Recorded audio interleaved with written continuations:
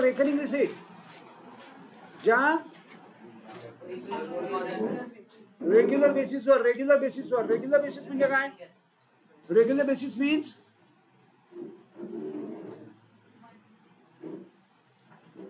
Monthly, quarterly, half yearly, annually जर तुम्हाला येत राहतात कन्सिस्टंट बेसिसवर त्याला रेकरिंग रिसीट म्हणणार किंवा रेव्हेन्यू रिसीट. आणि कॅपिटल रिसीट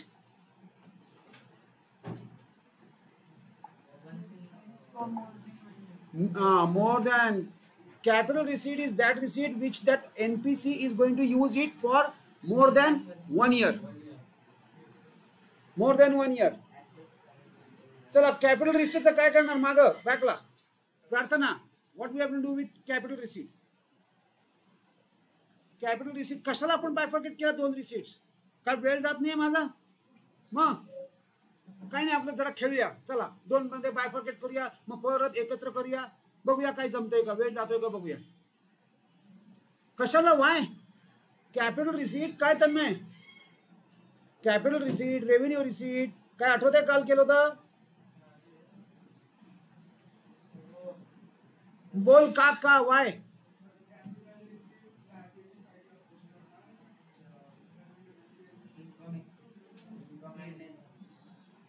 काय अरे कशाला त्या व्हिडिओज ठेवतोय मी तिथं? जर तुम्हाला नसेल आठवत तर जाऊन बघा ना. काय एवढं काय म्हणजे किती झालं तरी शेवटी कॉस्ट आहे त्याची. काय गरज नाही आहे. नाहीतर आपण बंद करून टाकूया व्हिडिओ. We will stop. कारण जर तुम्ही बघणार नसाल तर कशाला ठेवायचं? जनरल पब्लिकला नाहीये ते. मला कुठलेही सबस्क्रिप्शन नको आहेत. मला ते मॉनिटाईज नाही केलेलं मी. आणि मला मॉनिटायझेशन काय गरज काय? हे सगळं तुमच्यासाठी आहे. म्हणजे तुम्हाला सकाळी या संध्याकाळी कधीही पॉसिबिलिटी आहे, कधीही येऊ शकताय. तुमच्यासाठी व्हिडिओज ठेवले, तुमच्यासाठी मटेरियल ठेवलंय आणि स्टील तुम्ही आन्सर नाही देणार. त्याला काय अर्थच नाहीये. काय काय तन्मय रिपीट करतो काय बोलला ते? कोण काय बोललं? अरे तुझ्या समोर चाललंय ना सगळं. अरे हा बोलला ना. काय करायची ट्रीटमेंट? आणि रेव्हेन्यू रिसीट कुठे टाकणार? See this is how you are paying attention to it. Don't take things lightly.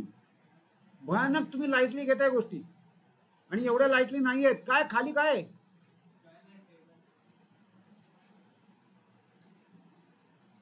एवढ्या लाईटली गोष्टी घेऊ नका.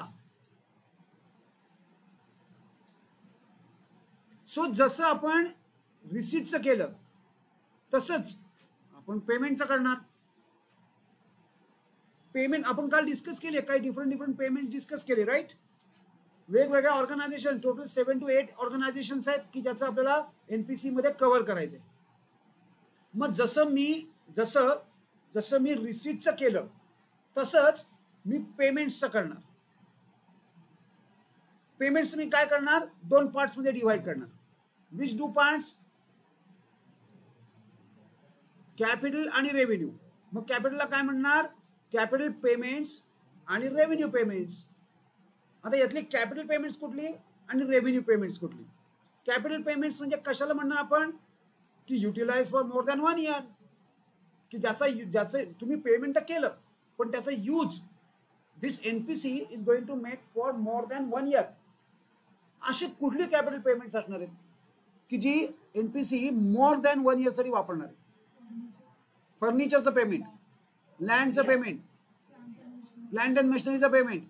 प्लांट अँड मशिनरी एनपीसीला लागेल इक्विपमेंट्स. फक्त त्याचं नाव बदललंय.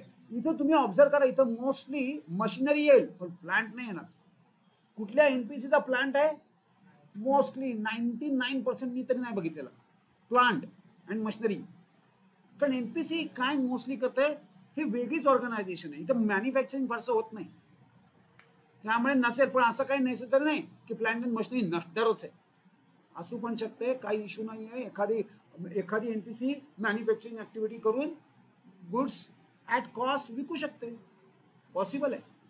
So utilize for more than 1 year सगळ्या असेट्स, हे बघा दिस, हे सगळे असेट्स परचेस करण्यासाठी जी पेमेंट्स करणार त्याला कॅपिटल पेमेंट्स म्हणणार, मोर दॅन 1 इयर. मग रेव्हेन्यू पेमेंट्स काय असणार? Recurring. Yes yes yes, screen share. चला revenue payments. What will be revenue payments? पण म्हणजे काय पेमेंट त्याचा का मी तुम्हाला विचारतोय? Answer in 1 sentence. What is capital payment? What is capital receipt? What is revenue payment? What is revenue receipt? बोला. Revenue receipt. रेकरिंग. रेकरिंग म्हणजे काय? मंथली, क्वार्टरली, हाफ इयरली, असं कन्सिस्टंट बेसिसवर तुम्ही ड्युरिंग द इयर पेमेंट्स करणार, त्याला recurring त्याला revenue payments असं म्हणणार. ऑब्विसली तुम्ही सांगितल्याप्रमाणे सॅलरी, नंतर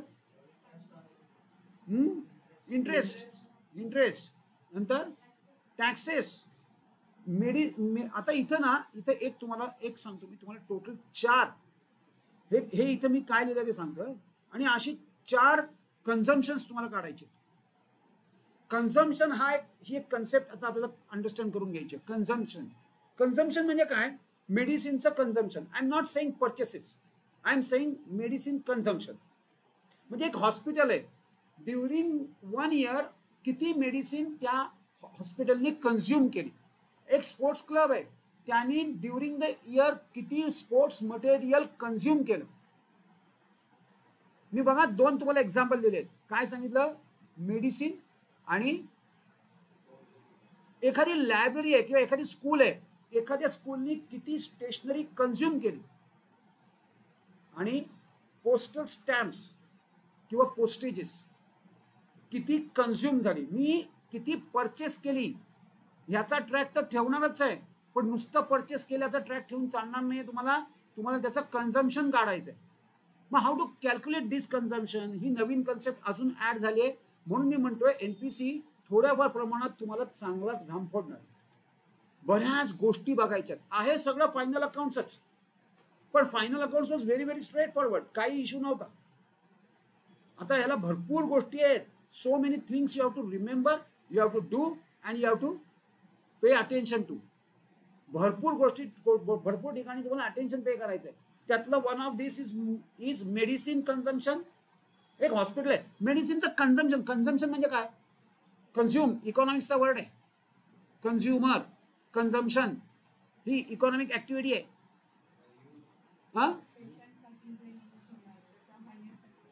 यूज पेशंटसाठी जे यूज झाले ते बरोबर. मग यूज काढणार कसं? You are an accountant, tell me how will you calculate consumption. मी तुम्हाला सांगितलं, मी सपोज त्या हॉस्पिटलचा डीन आहे आणि तुम्ही अकाउंटंट आहात. तुम्हाला सांगितलं मी की मला या वर्षी आपलं किती मेडिसिनचं कन्झम्पशन झालंय सांगा. रेकॉर्ड असेल. काय रेकॉर्ड मध्ये काय करावं लागेल? काय रेकॉर्ड काय ठेवायला लागेल?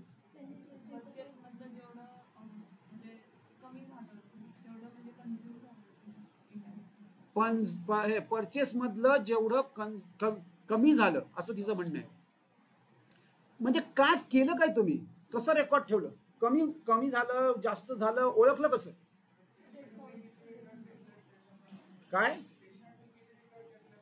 पेशंट्सनी किती विकत घेतले त्याच्यावरनं रेकॉर्ड ठेवलं. म्हणजे थोडक्यात तुम्हाला त्याचा स्टॉक ठेवायला लागेल. म्हणजे हा consumption is related to stock.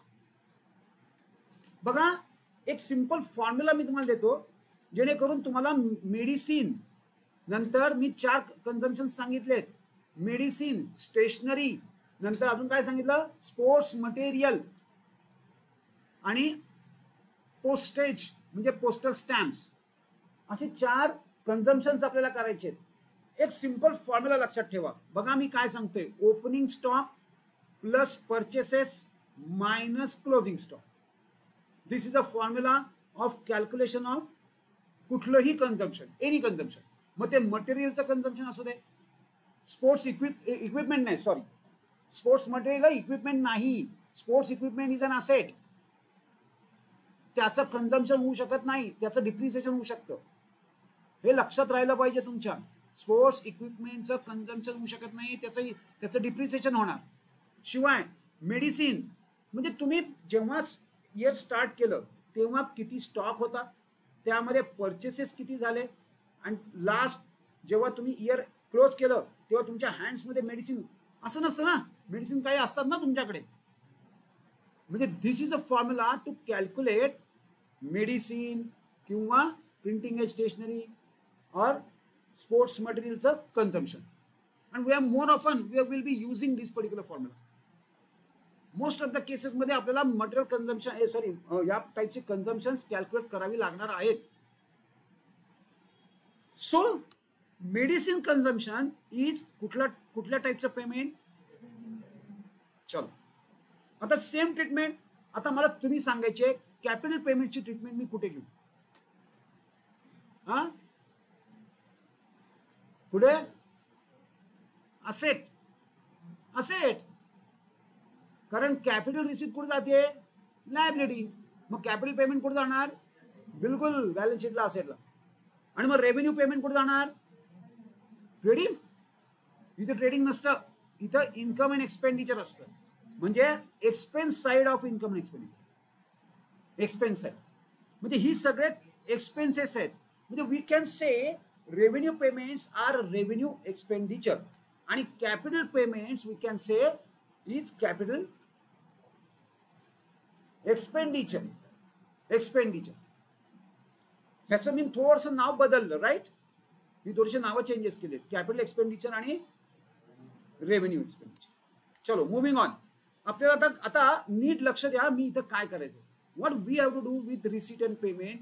आपल्याला काय करायचंय, मी परत एकदा इथं रिसीट अँड पेमेंट घेऊन आलोय. आधी मुळात आपल्याला त्याच्या आधी बिफोर दॅट आपल्याला अजून एक स्टेटमेंट अंडरस्टँड करून घ्यायचंय, ते म्हणजे इन्कम अँड एक्सपेंडिचर अकाउंट. आता हे अकाउंट आहे म्हणजे लेजरचे सगळे रूल फॉलो करणार. वर्ड काय आहे, account. Trading and profit and loss account. जे अकाउंट्स असतात ती लेजरचे सगळे रूल फॉलो करणार. Debit, credit, to, by, these are the rules of a ledger. हे सगळे रूल्स एक अकाउंट म्हटलं की तो फॉलो करणार. आणि बॅलन्स शीटला, balance sheet is a statement. Balance sheet हे स्टेटमेंट आहे, त्यामुळे त्याला हे अकाउंटचे रूल फॉलो होणार नाहीत. आणि म्हणून तुम्ही डेबिट, क्रेडिट आणि टू बाय लिहित नाही. बघा, ऑब्झर्व केलंय, समजलंय. Moving on. आता याच्यात फक्त पार्ट काय आहेत, एक्सपेंडिचर हा एक पार्ट आहे आणि इन्कम. त्यातला एक्सपेंडिचर ऑलरेडी खरं तर ना, दिस वर्ड टू मी इज, मी थोडं मला तो खटकतो. तुम्ही आपण 11th मध्ये एक्सपेन्सेस आणि एक्सपेंडिचर केलं होतं. According to that definition these are not expenditures. हे एक्सपेंडिचर नाही, पण हा फॉर्मॅटचा पार्ट आहे. So therefore I have to accept it as a expenditure. थोडक्यात हे एक्सपेन्सेस आहे. म्हणजे डेबिट साइडला, इन्कम अँड एक्सपेंडिचरच्या डेबिट साइडला we are going to show or list down all the expenditures किंवा एक्सपेन्सेस. आता इथं ट्रेडिंग, प्रॉफिट लॉस सारखं बायफर्केशन नाही आणि याला कुठलाही फॉर्मॅट नाही. कुठलाही आयटम पहिले येऊ शकतो, कुठलाही आयटम लास्टला येऊ शकतो. याला काही सिक्वेन्स नाही, नो नथिंग, फॉर्मॅट नाही, काही नाही. एका अर्थी बरं आहे, तुम्हाला जसं पाहिजे तसं बनवा. आणि इथं आपण डेकोरम पण फॉलो नाही करणार. मेरी मर्जी, मला पाहिजे तसं मी करणार. चला एक्सपेंडिचर. पण प्लीज एक्सपेंडिचर इन्कम मध्ये चालणार नाही. इन्कम काय आहे, क्रेडिट. इन्कमला आपण क्रेडिट दिलंय. By the way this is according to अकाउंटिंगचे रूल्स किंवा अकाउंटिंगचे जे आपण रूल्स 3 रूल्स केलेत नॉमिनल प्रमाणे आहे. म्हणजे मला एक सांगा आता तुम्ही, मी बघा काल म्हटलंय तुम्हाला, receipt and payment account is dash dash type of account. Receipt and payment account is a dash dash type of account, real account. मग income and expenditure is dash dash type of account, nominal. Common sense आहे आणि हे hot favourite questions आहेत, mostly येतातच. Receipt and पेमेंटची method of accounting कुठली आहे, receipt and पेमेंटची मेथड ऑफ अकाउंटिंग कुठली आहे.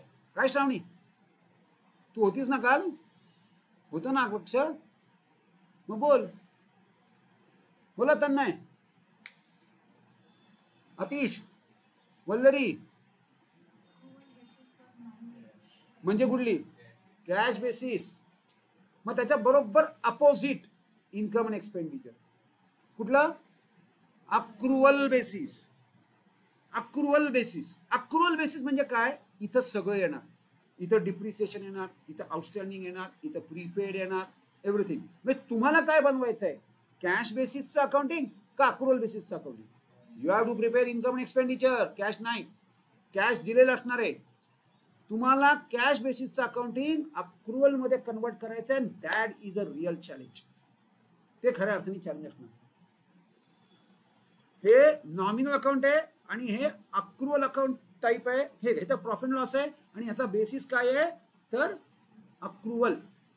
इथं डिप्रिसिएशन पण येणार, इथं याच्यात अनफॉर्च्युनेटली कुठे आउटस्टँडिंग नाहीये, पण इथं आउटस्टँडिंग पण येणार, प्रीपेड्स येणार, सगळं. जे तुम्ही प्रॉफिट अँड लॉसला जसे ट्रीटमेंट देत होता हे जवळपास प्रॉफिट अँड लॉसच आहे, फक्त name is different. Nomenclature which हे nomenclature is little different. Income and expenditure आणि according to the nature of business income काय आहे ते ट्रीट होणार, एक्सपेन्स काय ते ट्रीट होणार. That's it. आपण जी इन्कम्स आहेत ती सगळी. बरं ह्या इन्कम मध्ये ना मी तुम्हाला जसं आपण बॅड डेटसाठी एक फॉर्मॅट केला आणि त्याला थ्रॅश आउट करून टाकलं, तसं इथं मी तुम्हाला एक मोस्ट इम्पॉर्टंट आणि खूप महत्वाचा एक फॉर्मॅट देणार आहे सबस्क्रिप्शनसाठी. इथं हे बघा, हे फॉर दिस सबस्क्रिप्शन. कारण हा एक तुम्हाला त्रास देतो, भयानक त्रास देतो. त्याला आपण एकदम सिम्प्लिफाय करून कुठल्या तरी पिटाऱ्यात पॅकडाऊन करून टाकू. बघा सबस्क्रिप्शन अजिबात तुम्हाला त्रास देणार नाही. तुमचे दोस्त मंडळी असतात ना ते एनपीसीला घाबरतात बेसिकली सबस्क्रिप्शनसाठी. सबस्क्रिप्शन्स 4 प्रकारचे आहेत. कारण मी काल आपण डिस्कस केलं होतं मेंबर्सचे टाइप्स. काही जण जे पुढचं पण देत आहेत, लाईफ टाईम तर देतातच आहेत, काही जण पुढचं देत आहेत, काही जण करंट इयर देत आहेत, काही जण 5 म्हणजे एकदम 2-3 वर्षाचं एकदम देतात. And that is creating a hell lot of a problem. तुम्हाला त्याचा ट्रॅक ठेवायचा आहे and that is really challenging. मग त्यासाठी ना आपण सबस्क्रिप्शनसाठी एक फॉर्मॅट बनवू जो आम्ही ऑलरेडी बनवलाय, विच वी विल यूज. अतिशय, आणि तो लक्षात ठेवायला पण अतिशय सिम्प्लिफाय करून टाकलाय. Very very simple. तुम्ही ना फक्त नीट ऑब्झर्व करायचंय आणि लक्षात ठेवायचंय. त्याच्या ट्रिक्स पण सांगणार आहे मी, so that this sum will become absolutely मक्खल. पण जर आपण असं केलं तर मग आपलं टार्गेट पण वाढणार. आपल्याला फायनल अकाउंट्स मध्ये काय टार्गेट आहे, 12/12. एनपीसीला 9. आणि for few students it is 12/12. काही स्टुडंटची कॅपॅसिटी आहे त्यांना 9 नाही, हे जनरल स्टुडंट्सना 9, पण काही स्टुडंट्सना 12/12. काहीही इम्पॉसिबल नाही याच्यात पण. आणि हे दोन्ही कंपल्सरी आहेत, याला काही ऑप्शन नाही. You have to do it. हे 2 चॅप्टर्स कंपल्सरी आहेत. 12 मार्क्स बॅक टू बॅक 2 आहेत आणि हे सगळ्यात शेवटी असतात पेपरमध्ये, बॅक टू बॅक असतात. पहिला एनपीसी मग फायनल अकाउंट्स. म्हणजे खरं तर पेपर सगळ्यात शेवटी सुरू होतो तुमचा, लास्ट पासून सुरू होतो. 12 24 मार्क्स इथेच झाले. 25% of your scoring is there. So this is very very crucial part. चलो, बल्क ऑफ द स्कोरिंग आपल्याला इथेच करायचं. नेक्स्ट पुढे जाऊया. इफेक्ट्स मी आता जे सांगितलं तसं. So income and expenditure account कळलंय. It is just like profit loss.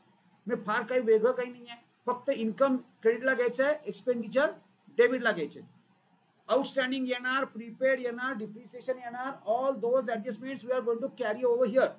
Plus in addition few additional adjustments are going to be there. Plus तुम्हाला ट्रॅकिंग ठेवायचं आहे कन्झम्पशनचं. एखाद्या वेळेला डबल बॅलन्स शीट बनवायचे आहेत.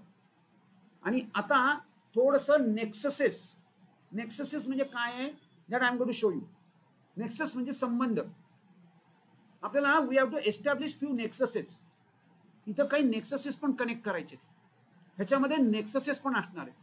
That also we have to do and that also we have to connect and disclose accordingly. बोल. Nexuses म्हणजे संबंध. संबंध म्हणजे काय, मागच्या काही अकाउंट्स अशी असणार आहेत की ज्यांचा संबंध मागच्या वर्षी पण आहे आणि पुढच्या वर्षी आहे, त्याला मी नेक्सस म्हणते. So you have to connect that nexus relation. चलो, पुढे जाऊया. अजून एक पार्ट जो तुम्हाला आणि हा कंपल्सरी पार्ट बघा. मी काय सांगतोय, एनपीसी जे असतात, एनपीसी जे असतात त्यांना प्रॉफिट होत म्हणजे त्यांचा ऑब्जेक्टिव्ह प्रॉफिट अर्निंग नाहीये. मग त्यांना प्रॉफिट कसं होईल? नेट प्रॉफिट होईल. मग ती एनपीसीच नाही ती, जर ती प्रॉफिट अर्निंग करत असेल तर. मग त्या हे सगळं करताना असं आहे का की त्यांना प्रॉफिटच होणार नाही? प्रॉफिट होऊ शकतो, पण त्याला ते सरप्लस असं म्हणणं. म्हणजे सरप्लस काय आहे तर त्याची डेफिनेशन खाली लिहिलेली आहे. Excess of income over expenditure is called as, मला ऐकून येते काय डेफिनेशन आहे? चला कुठे दाखवलाय मी, तो कुठे दाखवलाय? एक्सपेंडिचरला. म्हणजे आपलं जर आपण जे करत आलो ते credit side is greater than debit side, म्हणजे सरप्लस. फक्त ते एनपीसीच्या केसमध्ये. आता जर debit side is greater than credit side असेल तर आपण त्याला काय म्हणणार? आपल्या प्रॉफिट लॉसला आपण त्याला काय म्हणतो? Net loss. मग आता इथं काय म्हणणार? इकडे जर सरप्लस असेल तर इट विल बी डेफिसिट. तर ती इथं डेफिसिट येणार आणि तो इथं दिसणार. मला डेफिनेशन सांगा. Excess of expenditure over income. चला, म्हणजे अजून दोन डेफिनेशन्स आपण कव्हर केल्या. बरोबर आहे. अजून तिसरी definition almost we are into it, आपण करूया. या 3 डेफिनेशन्स व्हेरी क्रुशियल आहेत आणि याच्यावरती आन्सर इन वन सेंटेन्स मध्ये क्वेश्चन येतो. पहिला what is mean bye surplus, what is mean bye deficit, आणि अजून पुढचा तिसरा कव्हर करूया. आता अजून एक क्वेश्चन काय येतो की यांचं कुठल्या साईडला पोस्टिंग आहे? सरप्लसचं पोस्टिंग कुठल्या साईडला आहे? कुठे आहे? ही एक्सपेंडिचर साईडला आहे. डेबिट पण चालेल. ऑप्शन्स काय असतात? जर ऑप्शन नसतील तर you have to write it expenditure not debit. Expenditure side of income and expenditure. तुम्ही सरप्लस कुठे शो करणार? Expenditure side. What is mean by expenditure? Expenditure means credit side is greater than debit side. Right?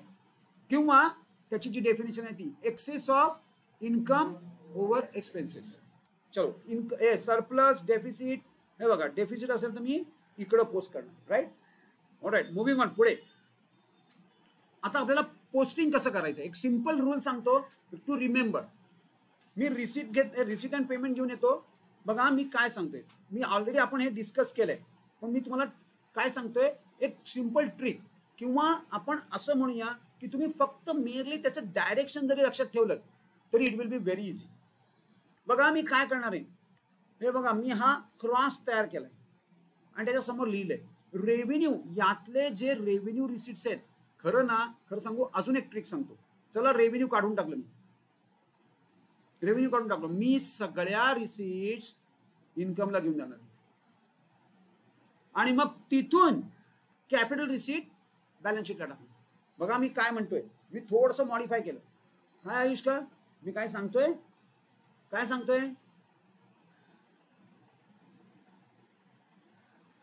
So मी काय सांगतोय, मी cross posting सांगतोय. This is called as cross posting. म्हणजे हे डेबिटला आहे तर आपण इन्कमच्या म्हणजे इन्कम अँड एक्सपेंडिचर क्रेडिटला पोस्ट करणार. आणि मी तर म्हणतोय सगळं एंटायर. एकच रूल ठेवा. 2-3 रूल केले की तुम्ही कन्फ्युज होणार. Don't make any confusion here. कन्फ्युजनच नको आपल्याला. आपण एकच रूल फॉलो करणार. काय? आपण ज्या काय रिसिट्स आहेत सगळ्याच्या सगळ्या रिसिट्स आपल्याला इन्कम मध्ये घेऊन जायच्यात. मग त्याला ऍडजस्टमेंट असू देत नसू देत व्हॉटएव्हर. आणि पेमेंट्स मात्र फक्त revenue payments you will be able to identify. I am telling you. बघा तुम्ही सहज आयडेंटिफाय करू शकाल यातले रेव्हेन्यू पेमेंट्स कुठले. Let us see. Salary revenue payment आहे. किंवा तुम्हाला हे माहिती आहे ना ते एक्सपेन्स आहे की नाही, म्हणजे एक्सपेंडिचरला जाणार की नाही. Electricity charges, municipal taxes, purchase of sports material, हा परचेस ऑफ स्पोर्ट्स मटेरियलच्या बाबतीत थोडंसं अजून एक ट्विस्ट इथं आहे. काही NPCs purchase of sports material हे असेट म्हणून ट्रीट करतात आणि काही म्हणजे आता बघा टेक्निकल टर्म मध्ये बोलायचं झालं तर purchase of sports material will be either capital expenditure और रेव्हेन्यू एक्सपेंडिचर. म्हणजे एखादी एनपीसी त्याला कॅपिटल एक्सपेंडिचर म्हणून सुद्धा ट्रीट करते. मग आता हे ओळखायचं कसं? ते काय दिलेलं नसतं प्लीज, अशी काय ऍडजस्टमेंट नसते. NPC is treating purchase of sports material as revenue expenditure. No, you have to identify that. जर डिप्रिसिएशन स्पोर्ट्स मटेरियल वर नसेल तर त्याचं कंझम्पशन काढणं, दॅट इज रेव्हेन्यू. आणि डिप्रिसिएशन असेल तर इट इज कॅपिटल. बघा मी काय सांगतोय, स्पोर्ट्स मटेरियल तुमची टेस्ट होणार आहे. स्पोर्ट्स मटेरियलला मोस्टली मुलं वैतागतात, अहो सर काय ओळखताच येत नाही, काय करायचंय स्पोर्ट्स मटेरियल डिप्रिसिएशन घेऊ का नको. So it is whenever depreciation is there it is capital expenditure. आणि कॅपिटल एक्सपेंडिचर असेल तर ती कुठे घेणार आपण? बॅलन्स शीटला. तुमची ट्रीटमेंट बदलतीये, त्यामुळे हे बायफर्केशन तुम्हाला माहितीचं पाहिजे. कॅपिटल आणि रेव्हेन्यू, जर तुम्हाला कॅपिटल रेव्हेन्यू मध्ये बायफर्केट नाही करता आलं तर तुमचं पोस्टिंग चुकणार आहे. पोस्टिंग चुकू नये म्हणून ही कन्सेप्ट सांगतोय. जसं तुम्हाला मी अख्खी लॉजिक सांगितलं ट्रेडिंग प्रॉफिट अँड बॅलन्स शीटचा, तसंच सिमिलरली इथं मी तुम्हाला लॉजिक सांगतोय पोस्टिंगचं, कुठल्या बेसिसवर तुम्ही पोस्टिंग करायचंय. सो स्पोर्ट्स मटेरियल फक्त तुम्हाला थोडासा त्रास देईल. मला जनरल एक्सपेन्स सांगा. Billiards expense. बिलियर्ड्स म्हणजे काय? बिलियर्ड्स म्हणजे पूलचा गेम आहे, बिलियर्ड्स गेम आहे. मग त्याच्यासाठी काहीतरी यांनी टुर्नामेंट भरवली असेल, टेबल्स बोलवली असतील, मागवली असतील, त्याचे पैसे दिले असतील, रेंट असेल त्याचं perhaps. So billiards expense. Repairs to ground कुठे टाकणार? रेव्हेन्यू म्हणजे कुठं? Expenditure side. Tournament expenses. चला दिस इज नेक्सस. हा नेक्सस आहे. टुर्नामेंट एक्सपेन्स तुम्ही एक्सपेन्स आहे बरोबर आहे, पण there is a nexus to it. Tournament expense हे नॉर्मल आणि रेग्युलर फिक्स्चर असेलच असं नाही त्या एनपीसीचं. बघा तुम्हाला काय करायचं, इकडे बघा, इकडे काय आहे रिसीट साईडला, टुर्नामेंट रिसीट आणि tournament expenses. This is what I am calling as a nexus. हा नेक्सस आहे. रिसीट तुम्हाला काय करायचं आहे, तुम्हाला नेटिंगचा इफेक्ट द्यायचा आहे. नेटिंगचा इफेक्ट म्हणजे ही आता हे नवीन नाटक सुरू झालं बाबा, हे काय सांभायचं नावच घेत नाही आपलं. नवीन मी काय ते साप सोडतोच आहे. हे पण करायचंय, ते पण करायचंय, लिटरली बच्चे की जान लेंगे. आणि मी तुम्हाला सांगतोय अजून एक 20 दिवसानंतर खऱ्या अर्थाने NPC will be at its peak. 20 दिवसांनी म्हणजे कारण एवढा वेळ लागणार आहे आपल्याला. पहिले सम जे आहेत ते तुम्हाला just like it is profit and loss सारखंच दिसणार आहे, म्हणजे फायनल अकाउंट सारखाच आहे. म्हणजे आपण पहिला पॅटर्न तोच घेणार आहोत जो सिम्प्लिफाय आहे. कारण तुम्हाला एक स्टेपअपला काहीतरी बेस पाहिजे ना, स्टेपिंगला एक स्टेपिंग स्टोन तर पाहिजे. तो आपण पहिला पॅटर्न करणार, मग हळूहळू डिफिकल्ट आणि एकदम एक्स्ट्रीम लेवलवर साधारणपणे आपण सगळ्यात लास्टला आपण एक्स्ट्रीम लेवलला जाऊ. आणि पेपरमध्ये एक्स्ट्रीम लेवलचे सम येतात. तुम्ही लकी असाल तर येईल. आणि मला काय वाटत नाही बाबा, काय लकी असण्याचं कारण काय? कारण तुमची काय लास्टची बॅच नाही, काही सिलेबस चेंज होत नाही. असं काहीतरी होऊ शकतं बरं का, असं काहीतरी होऊ शकतं. Yes, this yours could be a last batch. So त्या केसमध्ये जर असं काही बोर्डाने डिसिजन घेतला तर मात्र येस, मग तुम्हाला एनपीसी फायनल अकाउंट्स अक्षरशः गिवन अवे मार्क्स असणार. एकदम सिंपल क्वेश्चन पेपर, एकदम सिंपल, जे 2020 मध्ये झालं होतं. भयानक सिंपल होता पेपर. बोला, तरी सुद्धा सिंपल पेपर म्हटल्या बरोबर. सर बोल. सर आमचं यावर्षी लास्ट बॅच मी ऐकलं होतं, कारण की जे टेन्थचे ते यावर्षीचं लास्ट होतं आणि ट्वेल्थचे यावर्षीचं बोलत होते. तुमची बहुतेक लास्ट बॅच असण्याची शक्यता आहे, पण मी आता ठोस काही सांगू शकत नाही, कारण we do not have any news. Your college is going to communicate you about this what is board decision. पण ही लास्ट बॅच म्हणजे कसली लास्ट बॅच आहे? ही जी सिस्टम आहे ती चेंज होणार. May not be changing the syllabus. Syllabus change होईल असं नाही, सिस्टीम चेंज होईल. म्हणजे आता जे तुमची अॅन्युअल एक्झाम आहे ती टर्मिनल्स म्हणजे 2 सेमिस्टर्समध्ये ते कन्वर्ट करण्याची शक्यता आहे.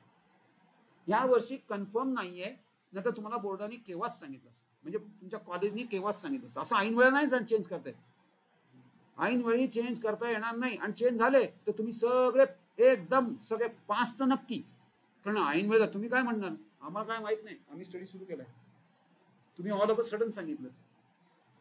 असं होणारच नाही. कारण नाहीतर तुम्हाला बोर्डाला सगळ्यांना एक ग्रेस मार्क्स द्यावे लागतील. कारण हे असं जेव्हा होतं तेव्हा बोर्डाला मार्क्स द्यावे लागतात, स्टुडंट्सना एक्स्ट्रा मार्क्स द्यावे लागतात. म्हणून हे झालं असतं तर आधीच झालं असतं. आता साधारणपणे जानेवारीच्या आसपास हा डिसिजन येऊ शकतो.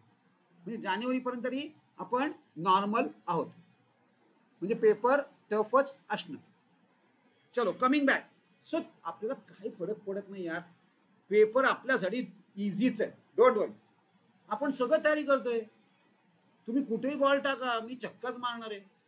मग मला बाउन्सर येऊ दे ना तर यॉर्कर येऊ दे, काय फरक पडतो? काही फरक पडत नाही. चलो, सो आपण काय करतोय, what we are doing, what आपण काय इथं काय चेंज केलंय मी, I have made a little change over here. मी ऑल रिसीट्स करतो, ऑल रिसीट्स मी कुठे घेऊन गेलोय, कुठे घेऊन गेलोय, इन्कम साइडला. आणि पेमेंट्स मध्ये मात्र फक्त रेव्हेन्यू रिसीट्स.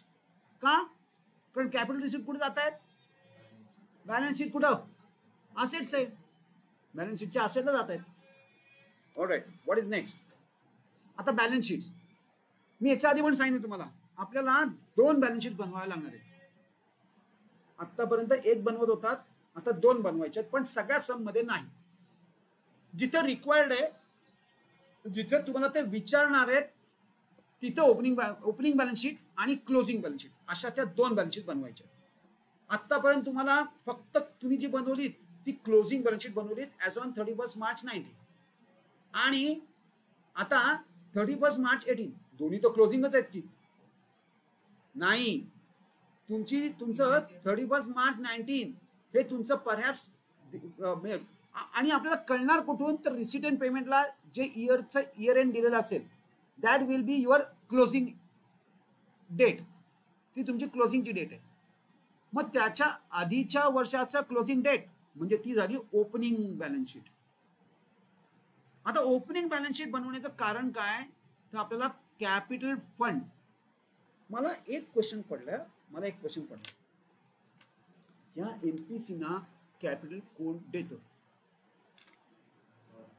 कोणाच्या मालकीच्या एनपीसी? कोण देते कॅपिटल? पार्टनरशिप फॉर्मला पार्टनर्स देतात.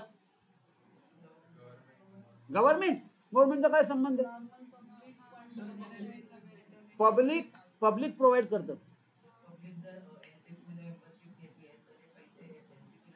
सबस्क्रिप्शन देतील. कॅपिटल कुठून देते? तू शेअर घेतो कुठल्या एनपीसीचा, क्लबचा? डोनेशन्स आहेत. कॅपिटल कुठे आहे?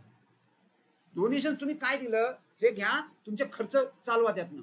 विच कॅपिटल ॲज सच काहीही नसतं एनपीसी कडे. मग बघा काय प्रॉब्लेम येतो या एनपीसीज ना. हे बघा इथं मी काय दिलंय, बॅलन्सिंग फिगर म्हणजे कॅपिटल फंड. हे आपण कसं काढणार आहोत, तर assets minus liability is capital fund of a NPC. मग आता मी त्याची डेफिनेशन करतो. म्हणजे आता मला नवीन एक कन्सेप्ट समजली, आणि ही आपली तिसरी डेफिनेशन आहे capital fund. I am coming to this. 2 मिनिटं थांबा. मला आता पहिलं माझे ऑब्जेक्टिव्ह काय आहे. 2 बॅलन्स शीट्स आहेत. एनपीसी नॉर्मल बाकीच्या बॅलन्स शीट प्रमाणे बॅलन्स शीट असणार, पण इथं 2 असण्याची शक्यता आहे, ओपनिंग आणि क्लोजिंग. प्रत्येक सम मध्ये आपल्याला क्लोजिंग तर बनवायचीच आहे, दिस इज कंपल्सरी, पण this they may ask you to prepare or they may not. म्हणून तर सिनेरिओ आहेत, म्हणून तर सिनेरिओ बनतायत. सो सिनेरिओज आपण किंवा आपण जे पॅटर्न्स म्हणतोय ते त्याच्यावर सेट केलेले आहेत, की आपल्याला एखादे काही सम्स आपण असे करणार आहोत की ज्याच्यात आपल्याला ओपनिंग बॅलन्स शीट बनवायची, काही सम्स असे करणार आहोत की ज्याच्यात ओपनिंग बॅलन्स शीट बनवायची नाहीये, आणि काही सम्स अजून एका वेगळ्या पॅटर्ननी बनवणार आहोत. चला कमिंग बॅक, आपण काय म्हणतोय ओपनिंग बॅलन्स शीट. पण माझा ऑब्जेक्टिव्ह काय आहे, ओपनिंग बॅलन्स शीट मी व्हाय कशाला बनवायची? मागच्या वर्षी कुठल्या तरी अकाउंटंटनी बनवली असेल ना. जर बनवली नसेल तर तुम्हाला to find out opening capital fund आपण सिंगल एंट्रीमध्ये केलं होतं, स्टेटमेंट ऑफ अफेअर. त्याच्यात ओपनिंग कॅपिटल आणि क्लोजिंग कॅपिटल कॅल्क्युलेट करू. Sum what is a objective here. Opening balance sheet आपण कशाला बनवणार आहोत? To find out opening capital fund. Single entries म्हणलं. चला आता नीट लक्ष ठेवायचंय मी काय सांगतोय. ही जी बॅलन्स शीट आहे ही कम्प्लीट प्रिव्हियस इयरची बॅलन्स शीट आहे. ही जी बॅलन्स शीट आहे ही कम्प्लीट प्रिव्हियस इयरची बॅलन्स शीट आहे. So you have to keep a track of only, किंवा we will record only previous year figures in to this. तुम्हाला थोडस, आणि असं काही रेडीमेड तुम्हाला परहॅप्स दिलेलं नसतं इन्फॉर्मेशन. तुम्हाला जे सम दिलंय त्यातनं you have to pick, you have to find out कुठल्या फिगर्स मागच्या वर्षीच्या आहेत, कुठल्या फिगर्स या वर्षीच्या आहेत, करंट इयर. सो तुम्हाला ते लक्ष ठेवून प्रिव्हियस इयरची बॅलन्स शीट तुम्हाला बनवायची नीट ट्रॅक ठेवून. सो प्रिव्हियस इयरची फिगर घेऊन त्याच्यातनं आपण काय काढणार? Opening capital fund. मग क्लोजिंग मध्ये काय येणार? तर करंट इयरच्या फिगर्स आणि नेक्स्ट इयरच्या फिगर्स. म्हणजे थोडक्यात मी इथं 3 इयर्स डिस्कस करतोय. Which 3 years we are discussing? Previous year, current year आणि नेक्स्ट इयर. ऑलराइट, चलो आता व्हॉट इज नेक्स्ट? अजून काय? Previous year belongs to opening balance sheet, current year next year belongs to. हे मेन बायफर्केशन कळलं? मला एक पाहिजे, जर मी प्रिव्हियस इयरला एखादी असेट घेऊन गेलो तर ती माझ्या क्लोजिंग बॅलन्स शीटला येणार का नाही? Land, for that matter land. काय तन्मय, पहिले तुझा मोबाईल इकडे दे माझ्याकडे. मग काय आहे? इथे येऊन बस, पुढे ये, माहिती येऊन बस, घेऊन ये खुर्ची.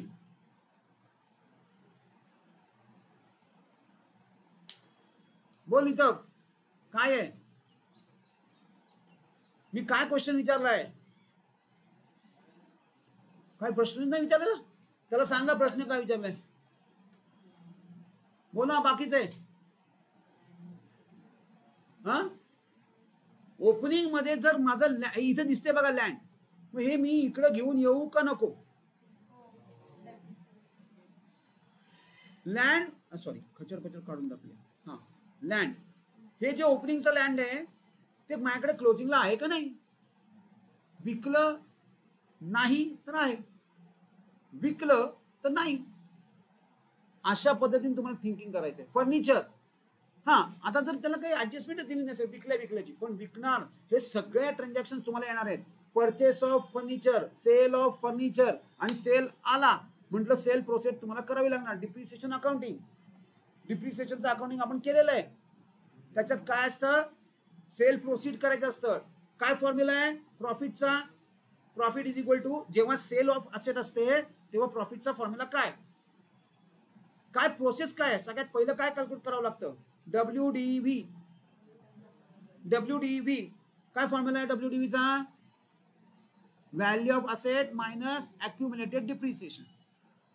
तुम्ही मिळते WDV. फॉर्म्युला प्रॉफिटचा फॉर्म्युला काय आहे? What is the formula of profit? Sale value minus WDV. जर आन्सर पॉझिटिव्ह आला तर प्रॉफिट आणि निगेटिव्ह आलं तर लॉस झालं. मग हे आता सगळं हे पण करायचं आहे. इथं सेल प्रोसीड्स होणार, तिथं प्रॉफिट किंवा लॉस होणार. हे सगळं आपल्याला इथं आता ट्रॅक ठेवायचं आहे. इवन म्हणून मी तुम्हाला म्हटलोय की तो पण ट्रॅक ओपनिंगला होतो बरोबर आहे, पण जर लँड सेल केली मी, म्हणजे मी इन द सेन्स त्या एनपीसीनी, तर माझ्या क्लोजिंगला ती येईल का? नाही. ऍडिशनल लँड परचेस केली तर ओपनिंगची तर येणारच येणार, शिवाय ऍडिशनल जी घेतली ती डबल होऊन येणार. नीट लक्ष ट्रॅक ठेवा. कठीण नाहीये, पण हा ट्रॅक पण ठेवायला लागेल. सो म्हणजे मी थोडक्यात असं म्हणतोय की जवळपास माझ्या ज्या लायबिलिटीज आणि असेट्स आहेत ओपनिंगच्या ऑलमोस्ट तशाच्या तशा मी सगळ्याच्या सगळ्या क्लोजिंगला घेऊन जाणार, अनलेस काही ऍडजस्टमेंट नसेल तर. Yes Aditya, what I am saying?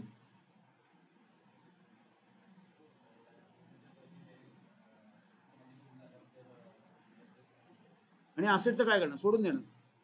मग सगळ्याच्या सगळ्या म्हणजे मी काय करणार आहे, what we are going to do, we are going to incorporate entire opening balance sheet into closing.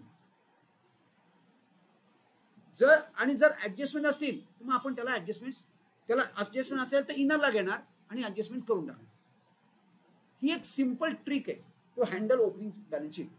म्हणजे तिची आपण हवा काढून टाकू, त्रासच देणार नाही. एकदा ती ओपनिंग बॅलन्स शीट बनवली आणि तुम्ही क्लोजिंगला घेऊन गेलात की it becomes the sum without opening balance.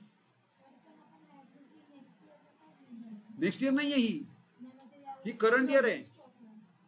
He current इयरची बॅलन्स शीट आहे. Current. Very good question, very good question. ही फक्त वैष्णवीच विचारू शकते.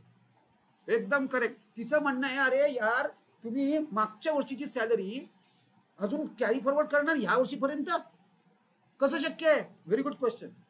मी तिला कळलं थोडंसं. बघा मी काय म्हणतोय, इथं आउटस्टँडिंग सॅलरी असा आयटम आहे 10,000. What does this mean. Me already म्हटलं ही प्रिव्हियस इयर आहे, ही बॅलन्स शीट प्रिव्हियस इयरची आहे, म्हणजे ही सॅलरी प्रिव्हियस इयरची आहे.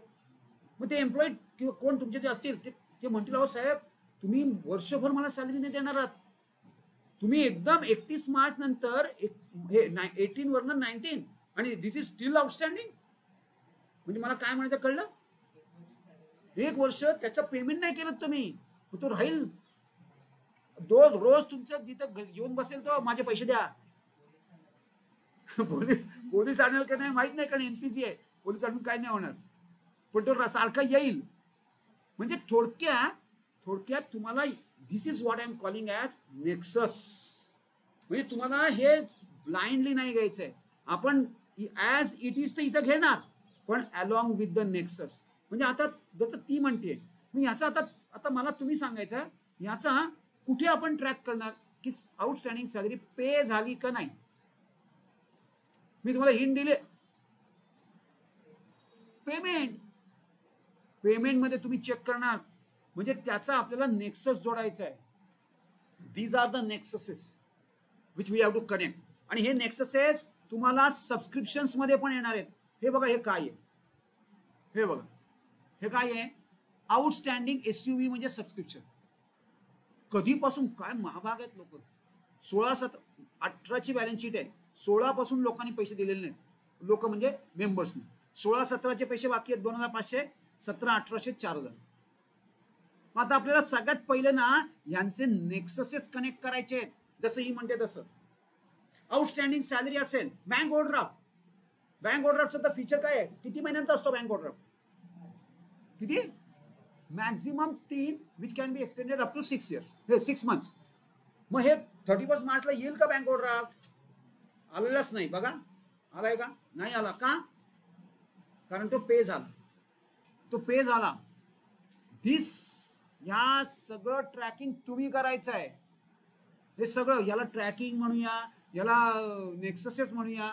म्हणजे याच्यात आता आपल्याला थोडंसं ट्रॅकिंग पण ठेवायचं आहे नीट. पण हे ना हे थोडं लॅटर पार्ट मध्ये आपण करू. हा जो पॅटर्न आहे जिथे ओपनिंग, हा सगळ्यात शेवटी सोडू. ह्याला मी एक पॅटर्न म्हणतो. This is one of the pattern of सब. मी 3-4 प्रकारचे पॅटर्न्स इथं सेट केले. त्यातला ओपनिंग बॅलन्स शीट बनवायचा हा जो पॅटर्न आहे, this we will do it absolutely at the fag end. कारण हा सगळ्यात डिफिकल्ट आहे. या एनपीसी मधला सगळ्यात डिफिकल्ट पार्ट हा आहे. कारण तुम्ही तसे ज्युनियर आहात अजून. एवढे नेक्ससेस आणि एवढं सगळं ट्रॅक ठेवणं तुमच्यासाठी थोडंसं डिफिकल्ट आहे, हार्ड जाणार ते. त्यामुळे आपण we will do it at the end. आपण हा सगळ्यात पॅटर्न सगळ्यात शेवटी करू. चला, NPC do not have any capital like share capital, proprietors capital. मग आता काय आहे तिथं, कॅपिटल फंड. चला, तिसरी डेफिनेशन मी काय सांगितलंय, excess of assets over liability is capital fund. Excess of assets over liability is capital fund. Capital fund कळते. म्हणजे आपण 3 डेफिनेशन केल्या, सरप्लस, डेफिसिट, कॅपिटल फंड. आणि ह्याच्यात सगळ्यात या 3 मध्ये जर मी बोर्ड आहे आणि मला पेपरमध्ये टाकायचं तर I will pick capital fund. मी कॅपिटल फंड सगळ्यात जास्त वेटेज कॅपिटल फंडला आहे आणि ती जवळपास ऑलमोस्ट प्रत्येक पेपरमध्ये येते.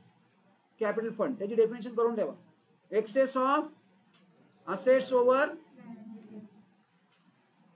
चलो नेक्स्ट पुढे जाऊया. आता मी जे मगापासून म्हणतोय फॉर्मॅट्स किंवा त्याचे जे सम्सचे फॉर्मॅट्स, तीन फॉर्मॅट्स तर ऑफेन आपल्याला दिसतात, पण एका फॉर्मॅटमध्ये सब फॉर्मॅट पण आहे. सब फॉर्मॅट काय आहे दॅट वी विल डिस्कस. पहिला फॉर्मॅट सिंपल आहे, व्हेरी सिंपल. काय देणार तुम्हाला रिसीट अँड पेमेंट देणार आणि ऍडजस्टमेंट्स देणार. They are going to provide you receipt and payment आणि ऍडजस्टमेंट्स. आणि तुम्हाला करायचं आहे काय त्यातनं ओपीबीएस म्हणजे ओपनिंग बॅलन्स शीट, आयई म्हणजे इन्कम अँड एक्सपेंडिचर आणि बॅलन्स शीट. इथं दोन पार्ट्स आहेत. मोस्टली तुम्हाला ओपीबीएस बनवावं लागणार नाही. मग त्या केसमध्ये तुम्ही आयई आणि बीएस करणार, इन्कम अँड एक्सपेंडिचर आणि बॅलन्स शीट बनवणार. पण जर तुम्हाला एक पर्टिक्युलर ऍडजस्टमेंट नसेल तर तुम्हाला ओपनिंग बॅलन्स शीट पण बनवावी लागणार आहे. आता हाऊ टू आयडेंटिफाय, कसं आयडेंटिफाय करणार, चला मी दाखवतो. पहिला सम कसा असतो हे बघा. बस एवढूसा सम, हो एवढूसा सम. कारनामी आहे तो. तुम्हाला तो एवढूसा दिसतोय, छोटा पॅकेट बडा धमाका आहे. It's not that easy. एवढा सोपा नाही. पण हा असा सम आला ना तो you can take it from me की दिस इज इझी वन. म्हणजे हा पॅटर्न सगळ्यात सोपा आहे. बरं आता मी कशावरनं ठरवणार आहे की मला ओपनिंग बॅलन्स शीट बनवायची का नाही, तर मी कॅपिटल फंडच्या पोझिशनवरनं ठरवणार. ही बघा 5 नंबरची ऍडजस्टमेंट, कॅपिटल फंड वॉज 3000. म्हणजे जर तुम्हाला सम मध्ये कॅपिटल फंड दिला असेल तर तुम्ही ओपनिंग बॅलन्स शीट बनवायची नाहीये. आणि जर कॅपिटल फंड दिला नसेल तर ओपनिंग बॅलन्स शीट बनवायची. बोला फ्रॉम द बॅक, बोला. तू थांबतो आम्ही, तू बोलायचंय तूच. कसं ओळखणार क्या ओपनिंग बॅलन्स शीट बनवायचे नाही बनवायचे, हाऊ टू आयडेंटिफाय. काय प्रॉफिट बिफिट इथं काही नाही बाबा. हा बोला श्रावणी. कॅपिटल फंड कुठे असणार, ऍडजस्टमेंट्स मध्ये जर कॅपिटल फंड तुम्हाला दिला असेल तर काय करणार, ओपनिंग बॅलन्स शीट बनवणार का नाही बनवणार. समृद्धी काय सांगितलं मी, नाही बनवणार. आणि जर कॅपिटल फंड मिसिंग असेल तर बनवणार. म्हणजे या पॅटर्नचे 2 पार्ट झाले. आपण सगळ्यात पहिलं विदाउट ओपनिंग बॅलन्स शीट वाला सम काढणार, कमीत कमी 4 ते 5 विदाउट ओपनिंग बॅलन्स शीट. हा सगळ्यात सोपा इझिएस्ट फॉर्मॅट आहे. काही नाही याच्यामध्ये फारसा तुम्हाला ट्रबल मला वाटत नाही. I don't see any trouble over here. फारसा ट्रबल नाहीये, एकदम simple. Receipt and payment is given to you आणि खाली ऍडजस्टमेंट दिल्यात. जसं आपण प्रॉफिट अँड लॉसला ऍडजस्टमेंट मार्क करत होतो, like that we are going to do this. Income and expenditure बनवणार आणि बॅलन्स शीट बनवणार, संपलं, खतम. हा पॅटर्न समजला. नेक्स्ट पुढचा पॅटर्न. आता opening balance sheet will be given to you. Known devil is better than unknown devil. Opening balance sheet त्यांनी दिली ना तर हे जास्त घातक आहे, कारण they are going to play with you. Opening balance sheet मध्ये जे दिलंय त्याप्रमाणे नेक्ससेस जोडा. इथं नेक्ससेस खूप मोठ्या प्रमाणात येणार. तुम्हाला बघा मी सम कसा येणार हे बघा, ह्या अशा टाईपचा. हा बऱ्यापैकी मोठा सम आहे. आता तुम्हाला करायचंय काय हे बघा. तुम्हाला what you have been given with opening balance sheet. ही ओपनिंग बॅलन्स शीट. आता कसं समजणार, रिसीट अँड पेमेंट वरनं समजणार. रिसीट अँड पेमेंटची डेट काय आहे, 31 मार्च 20 आणि या बॅलन्स शीटची सम 31 मार्च 19. म्हणजे दिस इज. आणि जर क्लोजिंग दिली तर तुम्हाला बनवायचं काय, ऑब्व्हियसली क्लोजिंग तुम्हाला बनवायची आहे. म्हणजे क्लोजिंग तर देणारच नाहीत, ऑब्व्हियसली आहे. हा कॉमन सेन्स आहे आता की ज्या अर्थी ओपनिंग हे बॅलन्स शीट दिली आहे त्या अर्थी ती ओपनिंगच असणार. क्लोजिंग कशाला देतील. पण जर क्लोजिंग दिली तर परत रिसीट अँड पेमेंट बनवावं लागेल, जे तुमच्या आउट ऑफ सिलेबस आहे. त्यामुळे बॅलन्स शीट आणि रिसीट अँड पेमेंट आलं that means opening balance sheet is given to you, receipt and payment is given to you and these are few adjustments. मग आपल्याला काय करायचंय, इथून इथं काही नेक्ससेस कनेक्ट करायचे. या प्रत्येकाचे नेक्ससेस आहेत ओपनिंग बॅलन्स शीटशी. ते कन्सिडर करून आपल्याला इन्कम अँड एक्सपेंडिचर आणि बॅलन्स शीट बनवायचे. इथं आपल्याला फक्त दोनच बनवायचं आहे, इन्कम एक्सपेंडिचर आणि balance sheet. And this is what I am saying as nexus. हा आपण सेकंड पार्टमध्ये करणार. म्हणजे ह्या अशा सम्स आपण एक पहिले 5 सम झाल्यानंतर मला थोडं तुम्हाला म्हणजे समजलं तर पाहिजे एनपीसी काय आहे. म्हणजे हे समजण्यातच 5 सम जातात, मग खऱ्या अर्थाने सुरुवात होते. त्यामुळे एनपीसी आपण थोडंसं हा आपण सेकंड पार्टमध्ये करू. हा पार्ट कळलाय काय? एनपीसीचं तुम्हाला काय दिलंय? ओपनिंग बॅलन्स शीट दिलेली आहे. ओपनिंग बॅलन्स शीट दिली आहे, आपल्याला फक्त इन्कम अँड एक्सपेंडिचर बनवायचं आहे, पण अलॉंग विथ द नेक्ससेस. त्याच्या जे नेक्ससेस आहेत ते जोडून करायचं आहे. नेक्स्ट पुढे जाऊया, मुव्हिंग ऑन. आता तिसरा pattern format, receipt and payment and additional information. हे आणखीनच तिसरं तिरपकडे, हे आणखीनच वेगळे. कसा असतो सम? हे बघा, ही रिसीट अँड पेमेंट आहे आणि फक्त एवढीशी ॲडिशनल इन्फॉर्मेशन असते. मी झूम करतो, हे बघा. हां, हे पण याला ना माझ्या मते सगळ्यात जर सोपा पार्ट असेल तर हा आहे. सगळ्यात सोपा जर कुठला पॅटर्न असेल तर तो हा आहे. भयानक सिंपल आहे, काही प्रॉब्लेम नाही. एक छोटीशी ट्रिक करू and we will solve it. फक्त नीट प्रेझेन्स ऑफ माइंड तिथं ठेवायचं आहे. तुम्ही नीट बघायचंय. बघा, इन्फॉर्मेशन टेबल फॉर्म मध्ये प्रेझेंट केली त्यांनी, बाकी काही नाही केलं. इथं डेट्स दिले आहेत. इथं डेट्स आपल्याला कशावरून कळणार आहेत? परत एकदा रिसीट अँड पेमेंटला थांब जरा. रिसीट अँड पेमेंट, इथं रिसीट अँड पेमेंटची डेट 31 मार्च 2020 आहे. म्हणजे हे कुठलं इयर आहे? हे क्लोजिंग इयर आहे किंवा करंट इयर आहे. आणि हे कुठलं इयर आहे? म्हणजेच ओपनिंग आहे. म्हणजे हे सगळं कुठे जाणार? ओपनिंग बॅलन्स शीटला. आणि हे कुठे जाणार? क्लोजिंग बॅलन्स शीटला. आता मी मगाशी तुम्हाला ट्रिक सांगितले, ओपनिंग बॅलन्स शीट बनवायची आहे का मला सांगा बघून. नाही का? Can capital fund is given to you. ओपनिंग कॅपिटल फंड तुम्हाला दिला असेल तर यू आर लिस्ट बॉदर. चला बरं झालं बाबा, एकदा संपलं. ओपनिंग बॅलन्स शीट नको. आणि एखादा ट्राय म्हणून की बघूया आपल्याला गणवत तर नाही येत ना, हे एवढं सगळं देऊन असून सुद्धा आपण ओपनिंग बॅलन्स शीट बनवूया. आपल्याला कॅपिटल फंड दिलाय. बघा मला काय म्हणायचं आहे, म्हणजे this is a challenge for you. त्यांनी कॅपिटल फंड दिलेला आहे. तुम्ही जर ओपनिंग बॅलन्स शीट बनवली तर तो तेवढाच आला पाहिजे. बरोबर आहे ना? Than what you have understood is correct. पण हे आपण आत्ता नाही करणार. हे आपण एखादा सम परत एकदा करणार. म्हणजे ह्यातला एक कुठला तरी एक सम आपण परत ट्राय करूया. कधी? सगळे सम झाल्यानंतर. म्हणजे आपल्याला ओपनिंग बॅलन्स शीट कशी बनवायचे हे समजल्यानंतर एखादा सम आपण असा घेणार की त्याच्यात कॅपिटल फंड दिलाय आणि तो आपण आपल्या पद्धतीने स्टार्ट करणार. असं अज्युम करणार की दिला नाही आणि त्यांचा ओपनिंग कॅपिटल फंड आणि आपला सेम आला पाहिजे. Then we are through. मग तुम्हाला खऱ्या अर्थाने एनपीसी कळलं. नाहीतर चान्सेस आहेत 12चा 9 होण्याचे किंवा even below. I have seen student struggle even to score 6 in this particular topic. 6 सुद्धा डिफिकल्ट जातात मुलांना. 6 मार्क्स आणि आपला टार्गेट आहे नथिंग लेस दॅन 9. म्हणजे 12 आणि 9 म्हणजे किती होतात स्कोर? 21. 21चा स्कोर आपण ऑलरेडी टार्गेट केलाय. बघा आपण कसं पुढे जातोय. हेच मला तुम्हाला सांगायचं आहे. दिस इज व्हॉट आपण हे करतोय काय? दिस इज प्लॅनिंग. हे प्लॅनिंग चालू आहे जे आपल्याला इमिजिएटली नेक्स्ट अंडरस्टँड करायचं आहे. सो पहिला पॅटर्न कळलाय. हे पॅटर्न आहे, हा सगळ्यात सोपा पॅटर्न आहे, व्हेरी इझी पॅटर्न.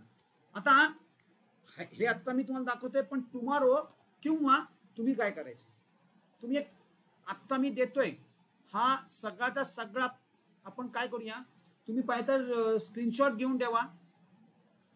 मी फक्त दाखवतोय काय कसं ड्रॉ करायचंय. म्हणजे जसं आपण प्रॉफिट अँड लॉसला करत होतो इनिशियली फक्त एवढंच करायचंय. चला बघा, हे तुमची लेफ्ट हँड साइड पेज आहे and this is your right hand side page. Left hand साइडला फक्त मी कुठला येलो एरिया घेतलेला आहे.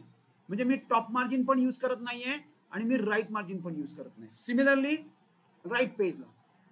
आता याच्यामध्ये मी करणार काय आहे बघा. मी पहिले जसं आपण इन द बुक्स ऑफ लिहित होतो सेम, नंतर तिथं काय लिहित होतो ट्रेडिंग अँड प्रॉफिट लॉस. आता इथं काय लिहिणार इन्कम अँड एक्सपेंडिचर.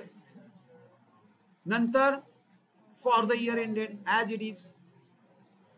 नंतर डेबिट क्रेडिट आणि मग हा फॉर्मॅट पण सेम. मग अशी मी दाखवलं तुम्हाला. हे बघा दिस इज अ फॉर्मॅट. सो हा एक फॉर्मॅट सोपा आहे. काय फोटोची गरजच नाही आहे. फोटोची गरज नाही आहे, ऍब्सोल्युटली नॉट रिक्वायर्ड. फक्त पर्टिक्युलर्स नको, एक्सपेंडिचर इन्कम आणि इथं इन्कम आणि expenditure account, that's it. Entire page हे ड्रॉ करा आणि balance sheet as usual. Balance sheet तर ॲज युजल. प्लीज डेबिट आणि क्रेडिट इधर येऊ नका आणि ॲज युजल. सो उद्यापासून तुम्हाला कमीत कमी 2 formats you have to be ready with. Initially जसं आपल्याला तिकडं 1.5 तास लागला होता तसं इथं 1.5 तास नाही लागणार. डोंट वरी. इथं मॅक्सिमम 45 मिनिट्स टू 1 hour. पहिला सम 1 hourचा लागेल, पण rest of the sums especially जेव्हा आपण ओपनिंग बॅलन्स शीट बनवू ते मात्र 1.5 hour होऊ शकतात. ते मात्र 1.5 hourचे सम होऊ शकतात, कारण बरंच गोष्टी कव्हर करायच्यात. मागच्या वर्षीच्या मुलांनी शेवटी हात टेकले, जाऊन द्या सर ओपनिंग बॅलन्स शीट नाही आलं तरी चालेल. स्ट्रगल आहे तो आपण स्ट्रगल सगळ्यात शेवटी ठेवलाय. म्हणजे तोपर्यंत आपण काय करणार आहोत, थोडीशी एनपीसीची जास्त प्रॅक्टिस. समवेअर अराउंड 15 सम्स झाले की मग आपण ओपनिंग बॅलन्स शीटचा आपण सम करणार. आपण सोडणार काही नाही, कारण ओपनिंग बॅलन्स शीट बनवायला आली तर ती बनवायला लागेल, ती तुम्हाला आली पाहिजे. बघा आता याचं मार्किंगचं डिस्ट्रीब्युशन कसं असतं. तुम्ही साधारणपणे जर ओपनिंग बॅलन्स शीट बनवायला आली तर 4 मार्क तिला असतात. Income and expenditure opening balance शीटला 3, इन्कम अँड एक्सपेंडिचरला 4 झाले किती 7. नंतर बॅलन्स शीटला 4, 11 आणि बाकी सगळं प्रेझेंटेशन 1 मार्क. म्हणजे जर तुमचं प्रेझेंटेशन मार्क खात असेल तर तुमच्याकडनं ते 1 मार्क काढून देणार. बॅलन्स शीट टॅली नाही झाली 1 more marks. Balance sheet tally न होणं याला फक्त 1 ते 2 मार्काचं फोडणी आहे किंवा डिडक्शन आहे. त्यामुळे तुम्ही त्याची काळजीच करू नका, फक्त सगळं करेक्ट करा बस. Balance sheet tally is not an issue. ती होते, सगळं जर करेक्ट असेल ना तर बॅलन्स शीट ऑटोमॅटिक टॅली होते, काही करावं लागत नाही. तुम्ही अटेन्शन सगळं करेक्ट करण्यावर करायचं आहे. All right. So from tomorrow onwards आपण सम चालू करणार. आधी पहिले ॲज युजल जसं फायनल अकाउंटला केलं होतं माझ्याकडचे काही सम आणि मग आपण बुक मधले सम तर मी कसे वाटेल तसे. अजिबात त्याला पॅटर्न नाहीये, त्याला काही सिक्वेन्स नाहीये. So entire sequence we are going to change. आणि बुक मध्ये जेवढे सम आहेत तेवढे सम माझ्याकडे आहेत. आपण एक पॅटर्न, सगळ्यात पहिला पॅटर्न आपण घेणार आहोत की ज्याच्यामध्ये फक्त रिसीट अँड पेमेंट आणि ऍडजस्टमेंट्स एवढंच असेल आणि ओपनिंग बॅलन्स शीट आपल्याला बनवायची नाही. Capital fund will be given to you. From tomorrow onwards we will start this. चलो आज अकाउंट इथंच थांबूया, ओसी स्टार्ट करूया.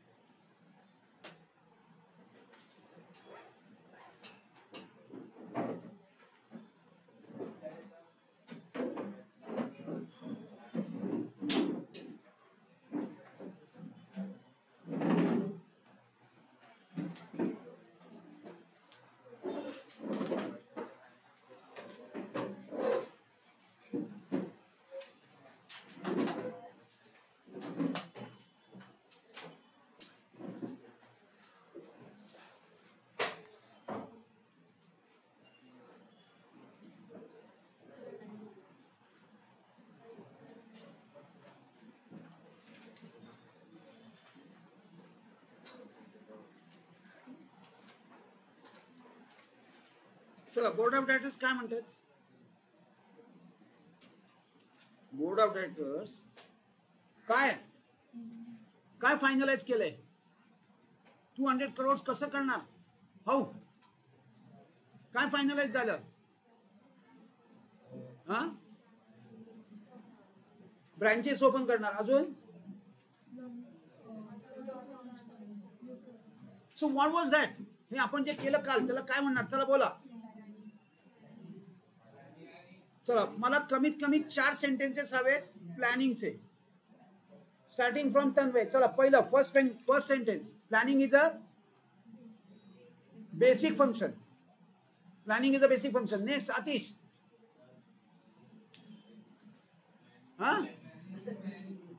Planning is wrong. काय वाटेल ते तू स्वतःला मॅनेजमेंट थिंकर नको बनवू.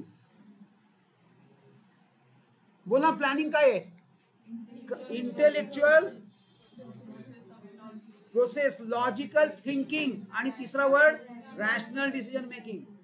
हा पाहिजेच बेसिक ऑफ. बघा आदित्य इथे चालू आहे काहीतरी. काय बोललो आपण प्लॅनिंगचं?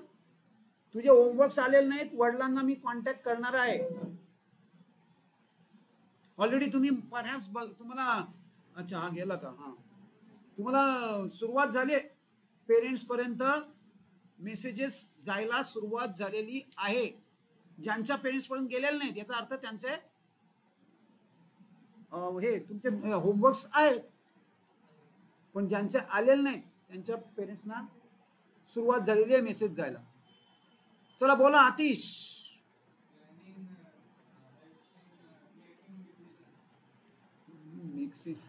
अरे याला नाही मार्क मिळणार बाळा, याला नाही मार्क मिळणार. जे मी तुला कीवर्ड सांगतोय ना ते जर नसतील तर तुझं बोर्डावर नाव येणार नाही. मी काय सांगितलं? प्लॅनिंग इज झालं ना बाबा. पुढं इंटेलेक्च्युअल प्रोसेस, लॉजिकल थिंकिंग आणि अजून काय रॅशनल डिसिजन मेकिंग. शिवाय इन ऍडिशन पहिलं काय करायचं? डायरेक्ट ऍक्शन सिलेक्ट करायची का पहिलं काय करायचं? ऑब्जेक्ट सेट करायचे पहिले. प्लॅनिंग इज सेटिंग ऑब्जेक्टिव्ह आणि ऑब्जेक्टिव्ह सेट करून तिथंच ठेवून नाही द्यायचंय. बेस्ट अल्टरनेटिव्ह सिलेक्ट करायचे. कुंजन ऑर्डिनलचे डेफिनेशन काय आहे? काय सांगते कुंजन ऑर्डिनल? व्हॉट टू आणि तो काय म्हणतोय? ब्रिज आहे. कुठला ब्रिज आहे? मायक्रोचा. मी लक्षात कसं ठेवलंय म्हणजे what to do, how to do हे सगळं मायक्रो आहे. Free market economy. आणि ब्रिजच्या एका टोकाला काय आहे? प्रेझेंट सिच्युएशन आणि दुसऱ्या टोकाला फ्युचर सिच्युएशन किंवा तुम्हाला जी प्रोजेक्टेड सिच्युएशन आहे ती. एवढी सोपी डेफिनेशन आहे कुंजन ऑर्डिनलची. So this is planning. आपण काल हे कव्हर केलं होतं. नाव let us go to importances. Helps to set clear objective. ऑर्गनायझेशन्स मध्ये ऑब्जेक्टिव्ह क्लिअर करण्याचं काम प्लॅनिंग करतं. म्हणजे काय? कुणालाही कुठल्याही एम्प्लॉईला अशा कुठल्याही प्रकारचं क्लिअरिटी नसेल तर क्लिअरिटी देतं. कसली क्लिअरिटी येते? काय तुमचं काय चाललंय दोघींचं? बघताय मला सांगतो मग बोल काय वाटतंय तुला? काय कसली क्लिअरिटी असं विचारतो मी. कसली क्लिअरिटी? टार्गेट्स म्हणजे काय? ऑब्जेक्टिव्ह म्हणजे टार्गेट्स. टार्गेट्स येतात कुणाला? एम्प्लॉईजना. बघा तुमच्या पेरेंट्सना टार्गेट्स असतील, चेस करायला लागतं त्यांना जी टार्गेट दिलेली आहेत ती. So it helps to set a clear objective. हे सगळं कोण करतं? ऑब्जेक्टिव्ह. काल आपण काय ठरवलं? 100 कोटीचं 200 कोटी करायचं. हे काय आहे? 200 कोटी इज ऑब्जेक्टिव्ह. मग आता काय किती वर्षात करायचं आहे? 3 वर्षात. मग let us break down into annual target किंवा annual objective. Annual into monthly, monthly into daily. This is how it clarifies the objective. ऑर्गनायझेशन्स मध्ये ऑब्जेक्टिव्ह सेटिंग एकदम क्लॅरिफाय करून टाकतात. काय? प्लॅनिंग. चला तन्मय रीड कर.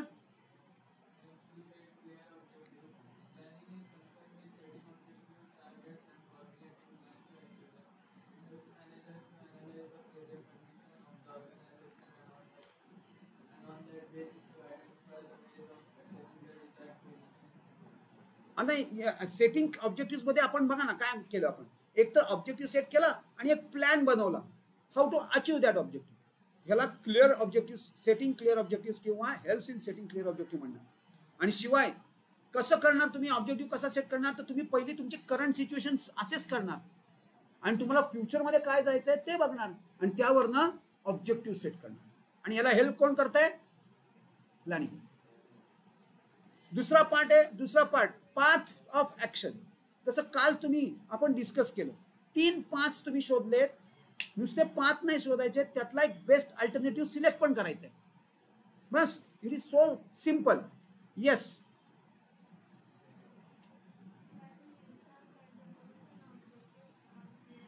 क्लिअरली स्टेटेड, पहिला क्लिअरली स्टेटेड असणार पाहिजे.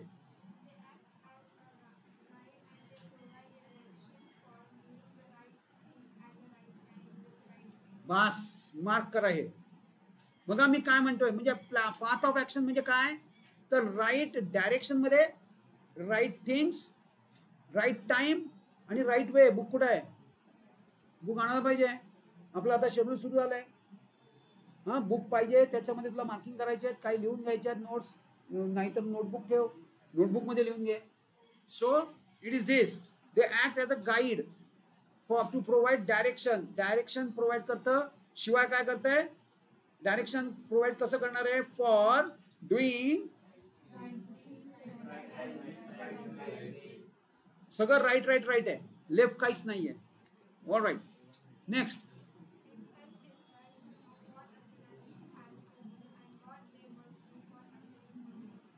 बघा म्हणजे एक तर काय करायचंय आणि कसं करायचंय या दोन्ही गोष्टी क्लॅरिफाय करतं.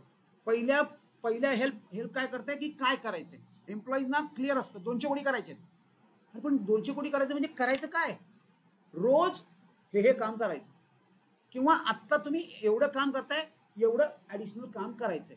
That is planning. हे अशा प्रकारे पाथ ऑफ ॲक्शन सेट केली जाते.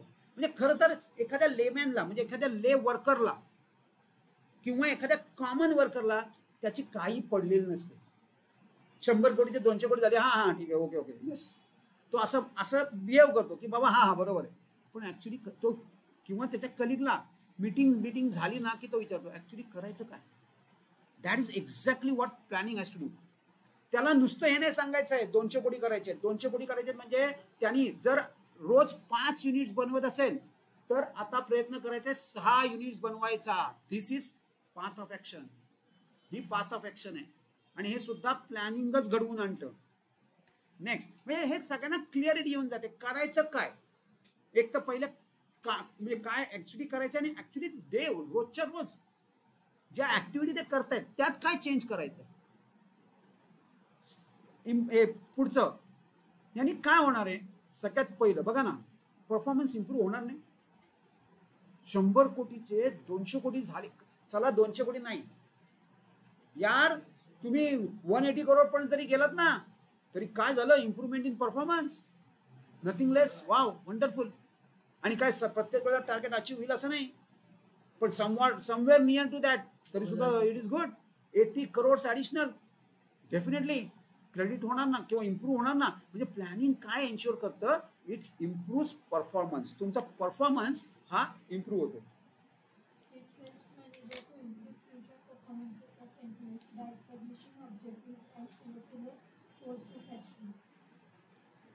Planning leads to efficient working of the employees.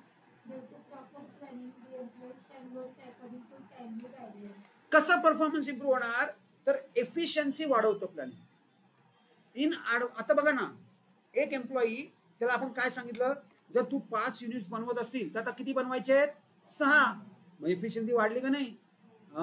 Planning efficiency वाढवतो आणि because of that performance improve होतोय. सो कुठे लिंकिंग कुठे आहे, सो एफिशियंट वर्किंग कोण एन्श्योर करतं, प्लॅनिंग. आणि मी एक्झाम्पल काय दिलं की 5चं 6 झालं, त्यामुळे इम्प्रूव्ह होणार. कंटिन्यू.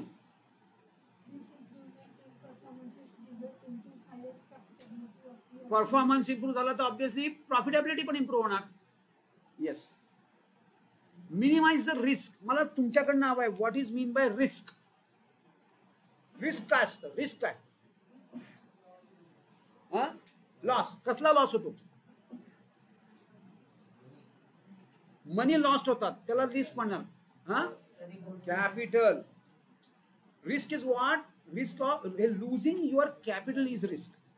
तुम्ही जे बिझनेस मध्ये कॅपिटल टाकलंय ते लॉस्ट होण्याची शक्यता आहे, त्याला रिस्क म्हणतात. प्रॉफिटचा लॉस कधीच होत नाही. लॉस ऑफ अ प्रॉफिट, मी बघा काय कन्सेप्ट आहे, मला प्रॉफिट होणार होता आणि तो लॉस झाला, सोडून द्या, मला काही फरक पडत नाही. पण तुमचं कॅपिटल लॉस झालं तर खऱ्या अर्थाने तुम्हाला इफेक्ट होतो. म्हणजे रिस्क कशाची असते, risk is not losing profit, risk is losing capital. बिझनेसमध्ये तुम्ही काय म्हणणार, पार्थापन नाही, चला प्रॉफिट नाही झाला, ऑल राईट, ओके, नाही झाला तर नाही झाला, पण कॅपिटल तुमचं लॉस झालं किंवा होणार असेल अशी जर तुम्ही डिसिजन घ्यायला लागलात तर मग मात्र बिझनेस चालणार नाही. So that is risk. Risk is losing entire capital or some of the part of capital. That also is risk. कॅपिटलला तुमच्या हातात नाही लागतं का मग, आणि बिझनेस व्हायला पाहिजे. ऑलराईट, आता प्लॅनिंग काय करतं, मिनिमायझेस द रिस्क. पहिली रिस्कची कन्सेप्ट कळली आहे, आता त्याच्याशी संदर्भात how it minimizes risk. Isha,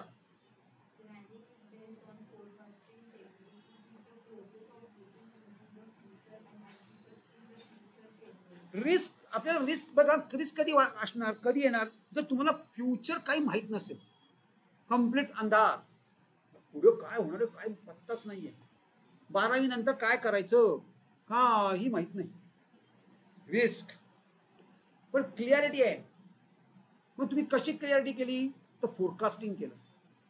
पुढे काय चेंजेस होण्याची शक्यता आहे ते तुम्ही आत्ताच सुरुवात केली इस्टिमेट करायला, अंदाज घ्यायला, आणि अकॉर्डिंगली त्याप्रमाणे तुम्ही सुरुवात केली प्लॅनिंग करायला.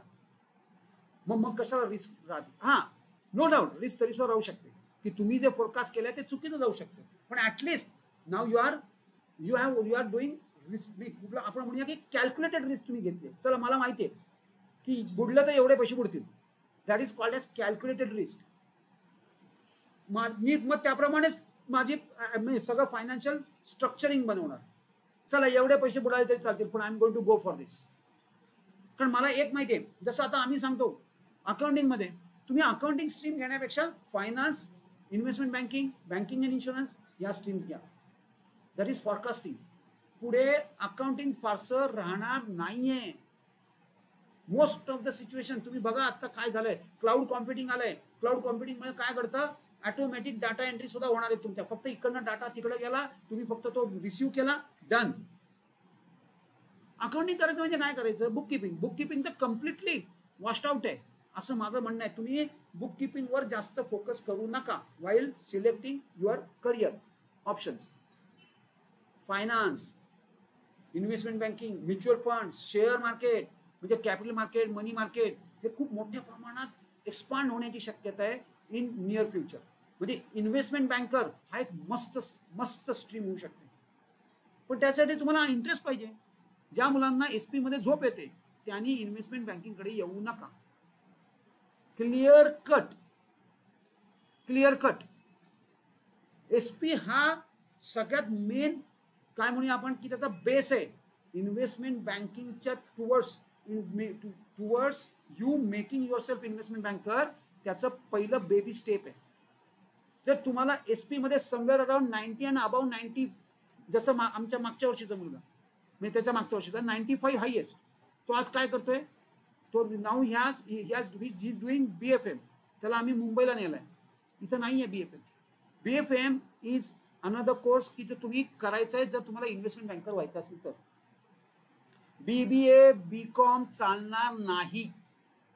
आणि इन्व्हेस्टमेंट बँकर म्हणजे कोण, तुम्ही जर हा पिक्चर जिंदगी ना मिलेगी दोबारा बघितला असेल, त्यात ऋतिक रोशन जो दाखवलाय तो इन्व्हेस्टमेंट बँकर आहे. आणि ती करिअर्स भयानक बुमिंग आहेत इंडियामध्ये, मस्त करिअर होऊ शकतात. पण ती अशीच नाही होणार लास्ट बेंचला बसून मस्त मजा करून. अरे बाबा ना, एफर्ट्स घ्यावे लागणार आहेत. हे सगळं तुम्हाला माहिती पाहिजे, या सगळ्या गोष्टी तुम्हाला अवेअर असल्या पाहिजेत. मी CBSEच्या जेव्हा 12th ची आमची बॅच घेतो ना, तेव्हा काही दिल्ली साईडची मुलं आहेत, ती तुमच्यापेक्षा जवळपास कमीत कमी 5 स्टेप्स अहेड आहेत. असे काही ते क्वेश्चन्स विचारतात की आम्हाला सुद्धा 10 मिनिटं किंवा 2 मिनिटं 3 मिनिटं विचार करावा लागतो. अरे यार, हा असा विचार करूच कसा शकतो एवढूसा मुलगा. वी अमेज बाय दॅट क्वेश्चन्स. तुमच्याकडनं एक क्वेश्चनच नाही, मीच क्वेश्चन विचारतोय रोज. आपलं उठून हा काल काय झालं, चला हे काय झालं, ते काय झालं. अरे तुम्हाला क्वेश्चन्सच पडत नाही. वाय? कुठलेही विचारात ना, रिलेटेड असू देत नसू देत.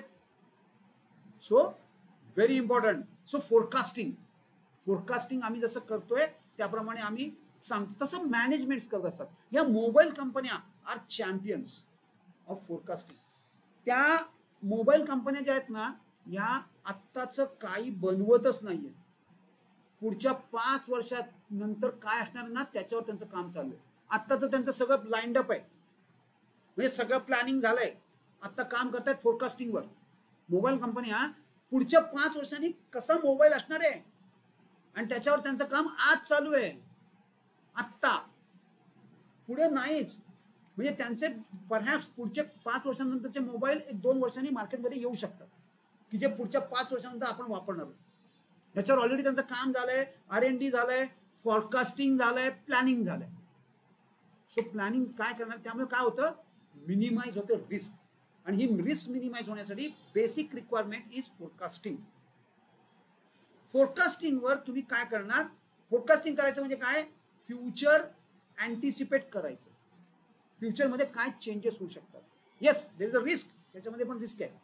तुमचा फोरकास्टर जर रॉंग असेल, फोरकास्टिंग जर रॉंग गेलं तर मात्र चूक होऊ शकते. Continue.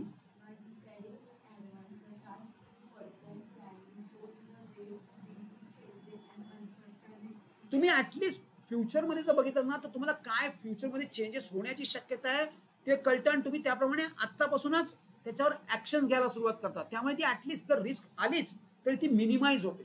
Perhaps entire risk you will not be able to remove, पण ऍटलिस्ट त्याचा रिस्क म्हणजे त्याला स्टॉप लॉस लावता येतो, म्हणजे तुमचा लॉस एकदम मिनिमाइज करता येतो आपल्याला. Yes, next.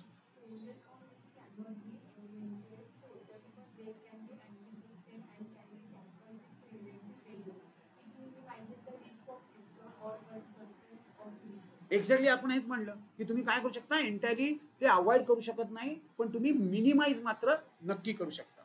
नेक्स्ट, पुढचं, प्लॅनिंग लीड्स टू ऑप्टिमम. आता हा एक आहे ना, हा ऑप्टिमम युटिलायझेशन ऑफ रिसोर्सेस, हा सगळ्या फंक्शन्स मध्ये पॉइंट आहे. हा एक कॉमन पॉइंट आहे की तो सगळीकडे, planning, organising, directing, staffing, controlling, coordination, हे 6 फंक्शन्स आहेत. म्हणजे 60 पॉइंट्स आहेत, त्यातला एक पॉइंट सगळीकडे कव्हर झाला. बरोबर आहे. ऑप्टिमम युटिलायझेशन, बघा मी काय सांगतोय, आपण ऑप्टिमम युटिलायझेशन बाकी काही डिस्कस करणार नाही. मी 2 मिनिटात ऑप्टिमम युटिलायझेशन संपवणार. 3 गोष्टी आपल्याला करायच्या आहेत. एक, ऑप्टिमम युटिलायझेशन करायचं म्हणजे काय करायचं, मॅक्सिमम त्याचा आउटपुट काढायचा प्रयत्न करणं. कसा मॅक्सिमम आउटपुट काढायचा, म्हणजे सगळ्यात पहिलं करायचं वेस्टेज स्टॉप करायचं. सगळ्यात पहिले वेस्टेज, ते मटेरियलचं वेस्टेज झालं. आता लेबरचं असेल तर ओव्हरलॅपिंग. ओव्हरलॅपिंग म्हणजे काय, एक माणूस म्हणजे एक काम 2 जण करतायत, हा यू हॅव टू अवॉइड दिस, ते अवॉइड करायचंय. नाही, ओव्हरलॅपिंग नकोच आहे. ओव्हरलॅपिंग हे पाहिजेच नाही. कुठल्याही परिस्थितीत कट टू कट, म्हणजे एकाचं काम संपलं की दुसरं काम चालू करणं आणि मध्ये गॅप नाही पाहिजे. That is optimum utilisation of resources. आणि असं का करायचं, वाय, बिकॉज आपल्याला काय पाहिजे, एक तर रिसोर्सेस आर स्कार, राईट, ते कमी आहेत. पण मला एक सांगा, आपण इकॉनॉमिक्स मधले रिसोर्सेस बघितले होते. इकॉनॉमिक रिसोर्सेस खरं तर ते नॅचरल रिसोर्सेस होते. नॅचरल रिसोर्सेस तर माहिती आहेत ना, ते तर डेफिनेटली लिमिटेड आहेत का अनलिमिटेड आहेत. मग आता मला एक सांगा, तुमच्याकडनं हवेत मला, आता ही जनरल कमर्शियल कन्सेप्ट आहे, what are the different resources which an organisation are using. एक ऑर्गनायझेशन जशी रिलायन्स आहे किंवा इन्फोसिस आहे, त्यांच्याकडे काय रिसोर्सेस काय ते तरी कळू देत मला. तुम्हाला रिसोर्सेस तरी माहिती आहेत का. तुम्ही ऑप्टिमम युटिलायझेशन करायला आधी पहिले रिसोर्सेस काय ते माहिती पाहिजेत ना. ह्युमन रिसोर्सेस, ओके, त्याला आपण मॅन म्हणूया. अजून बघा मी काहीतरी ट्रिक केली. मॅन, मशीन, मॅनेजमेंट, मनी आणि मॅनपॉवर म्हणजे मॅन. 5 M's आहेत. सो तुमच्या बुकमध्ये 4 आहेत पण टोटल 5 आहेत. तो 5वा M तुम्ही उद्या शोधून काढायचा आणि मला सांगायचं. मटेरियल, हे सगळे काय आहेत, रिसोर्सेस. म्हणजे पहिलं आता तुम्ही लिहिताना काय लिहायचं, what are the different resources. पहिला पॅराग्राफ माझा हा असला पाहिजे एक तर पहिली गोष्ट, किंवा मी I am talking about resources, मग माझ्या कुठेतरी तर लिस्ट आली पाहिजे. चेक करा तुम्हाला रिसोर्सेसची लिस्ट दिली आहे का. नसेल तर मी तुम्हाला सांगतोय काय, पहिले मी हे लिस्ट करून टाकणार की which are the different resources with me. 5 resources आहेत, त्याला आपल्याला काय करायचं आहे, ऑप्टिमम युटिलायझेशन. म्हणजे काय करावं लागेल, एकतर त्याचं काय एफिशियंट यूज करावं लागेल, म्हणजे वेस्टेज कमी करावं लागेल. ओव्हरलॅपिंग होत असेल तर ते रिमूव्ह करावं लागेल. ओव्हरलॅपिंग रिमूव्ह, वेस्टेज कमी, आणि 5 रिसोर्सेस. हे एवढे पॉइंट्स आपल्याला ऑप्टिमम युटिलायझेशन मध्ये हवेत. Helps in decision making. कधी कधी प्लॅनिंगनी डायरेक्ट डिसिजन सुद्धा मिळू शकतो, जो काल तुम्ही घेतला नाही घेतला काही. काल आपण काय डिस्कस केलं, 3 वेज डिस्कस केले. मग आता तुम्हाला काय करायचं आहे, ऑलमोस्ट 3 अल्टरनेटिव्ह रेडी आहेत. तुम्हाला फक्त पिक अँड चूज करायचं आहे, म्हणजे ऑलमोस्ट रेडीमेड डिसिजन मिळाला. So planning helps in decision making. म्हणजे तुम्हाला ना तो अल्टरनेटिव्ह प्रोव्हाइड करतो. प्लॅनिंग अल्टरनेटिव्ह प्रोव्हाइड करतो. फक्त तुम्ही as a manager pick and choose करायचं आहे. चला, हेल्प्स इन डिसिजन मेकिंग. अतिश,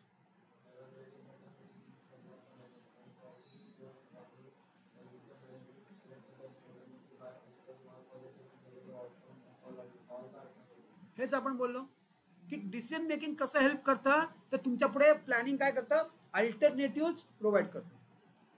आणि शिवाय what is x, yes,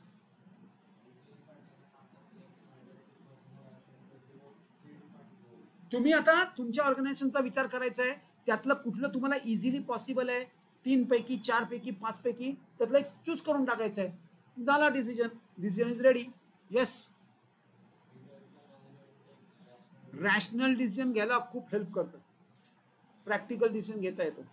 next, useful in setting the standards for controlling. असं म्हणतात हा, planning is a premise of controlling. बरं, कंट्रोल करायचं म्हणजे काय करायचं, कंट्रोल करायचं म्हणजे एक्झॅक्टली करायचं काय. बघा, मी परत एकदा आपण कंट्रोलिंगला जाणार आहोत तेव्हा डिस्कस करणारच आहोत. म्हणजे मी बघा ना, क्लास कम्प्लीट कंट्रोल करतो, कुणालाही बोलू देत नाही, हँडल करणं, पण ती मॅनेजमेंट झालं, कंट्रोल नाही झाला. कंट्रोलिंग, बघा मी काय म्हणतोय, कंट्रोलिंग म्हणजे मी एक प्रत्येक वर्करला एक टार्गेट देणार. काय सांगणार, रोज 100 युनिट्स बनवायचे. Is this a control? No. This is what, this is planning. आपण त्याला ऑब्जेक्टिव्ह दिलं. आता मी काय करणार आहे, मी एन्श्योर करणार आहे की प्रत्येक जण 100 करते का नाही. काही जण 90 करतील, काही जण 100 करतील, आणि काही जण 110 करतील.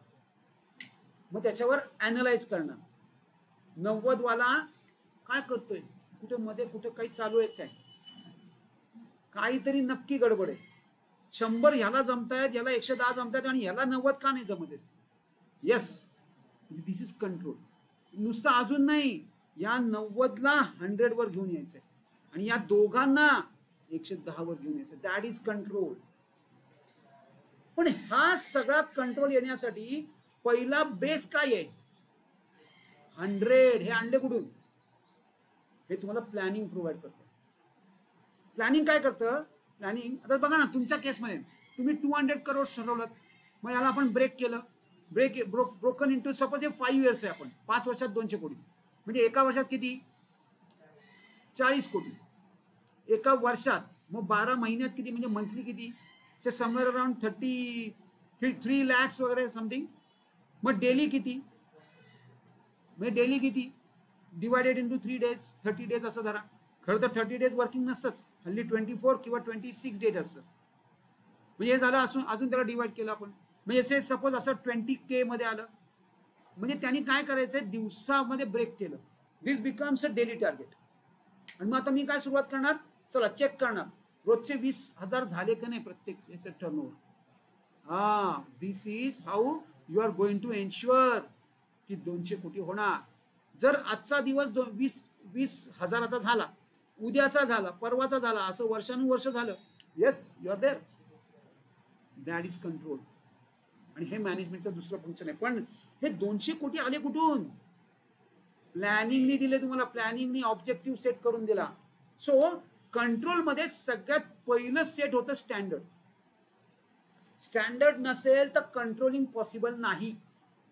थोडक्यात तुम्ही ठरवलंच नाही 200 कोटी करायचे, 500 कोटी करायचे का काही करायचंच नाही, मस्त मजा करायची. सो हे जर तुम्ही ठरवलं नाही तर तुम्हाला कंट्रोलिंग पॉसिबल नाही. येस. सो प्लॅनिंग काय करते चेक करूया.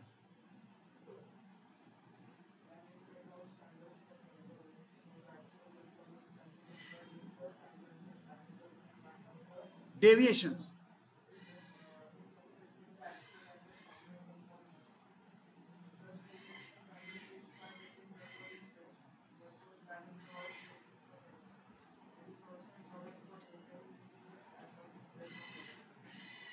नव्वद वाल्याला आपण काय केलं, 100 वर कन्वर्ट करायचा प्रयत्न केला. म्हणजे तो डेव्हिएशन आला, तो डेव्हिएशन रिमूव्ह करायचा प्रयत्न केला. काय बाबा तुझा काय प्रॉब्लेम आहे त्याचे डिस्कस करणार, काय त्याचे काय असू शकतात काही प्रॉब्लेम, त्याला हे समजत नाही, मशीन कसं आपलं इथं कुठे अडकतंय मशीन, मग त्याचे सगळे प्रॉब्लेम सॉल्व्ह करणार. म्हणजे तो 90 वरनं 100 वर येईल.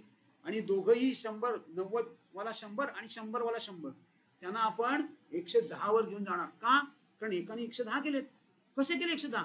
बाकीच्या आता 100 मिनिट जमतायत, यांनी 110. असं काय मेथड वापरली एक्स्ट्रा की ज्यांनी 110 होत आहेत, ती पण स्टडी करणार आणि सगळ्यांना 110 वर घेऊन येणार. झालं का नाही तुमचं टार्गेट अचीव्ह व्हायला सुरुवात. म्हणजेच कंट्रोलिंग. This is controlling. पहिले तुम्ही स्टँडर्ड सेट केलं आणि ते त्याच्यातनं कंट्रोल म्हणजे काय, त्याचा परफॉर्मन्स चेक करायला सुरुवात केली, त्यातनं डेव्हिएशन्स फाइंड आउट सुरुवात झाली आणि डेव्हिएशन्सवर काम करायला सुरुवात केली. तुम्ही ती डेव्हिएशन्स रिमूव्ह करायला सुरुवात केली की ऑटोमॅटिक कंट्रोल येतो. Facilitates coordination of all activities. बरं, कोऑर्डिनेशन म्हणजे काय?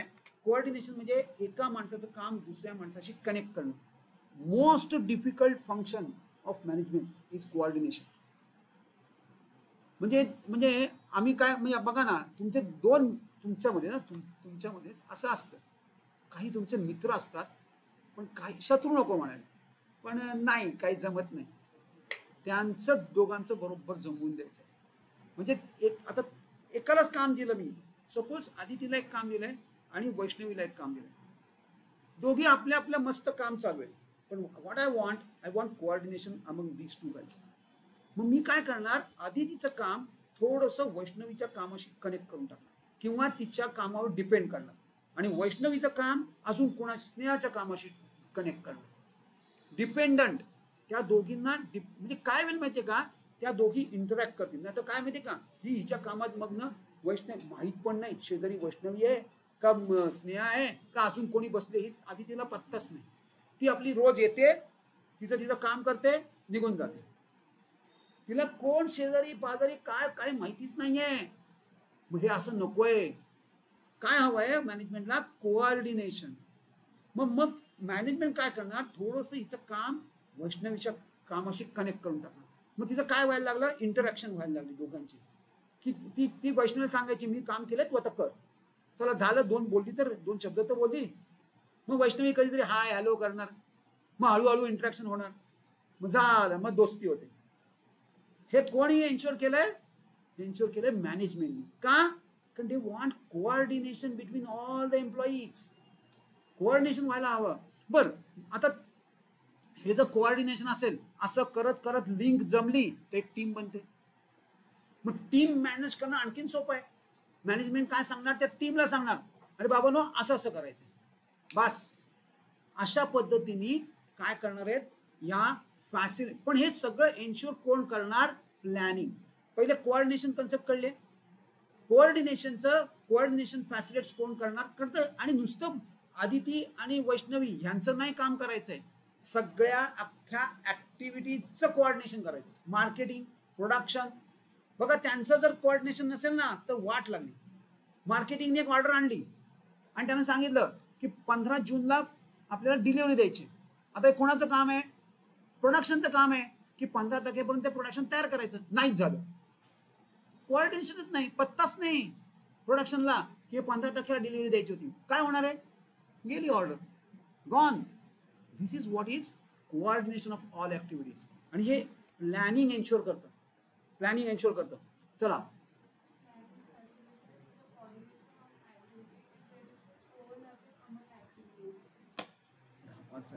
हां, इट रिड्युसेस ओव्हरलॅपिंग. आपल्याला कोऑर्डिनेशन कसं करायचं आहे, ओव्हरलॅपिंग हटवून टाकायचं आहे. हे ओव्हरलॅपिंग वर्ड लक्षात ठेवा. कंटिन्यू.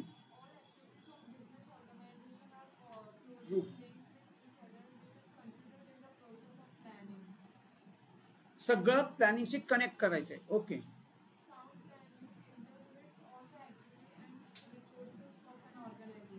रिसोर्सेस ऑर्गनाइज करून टाकतो प्लॅनिंग आणि त्यामुळे कोऑर्डिनेशन पॉसिबल होतं.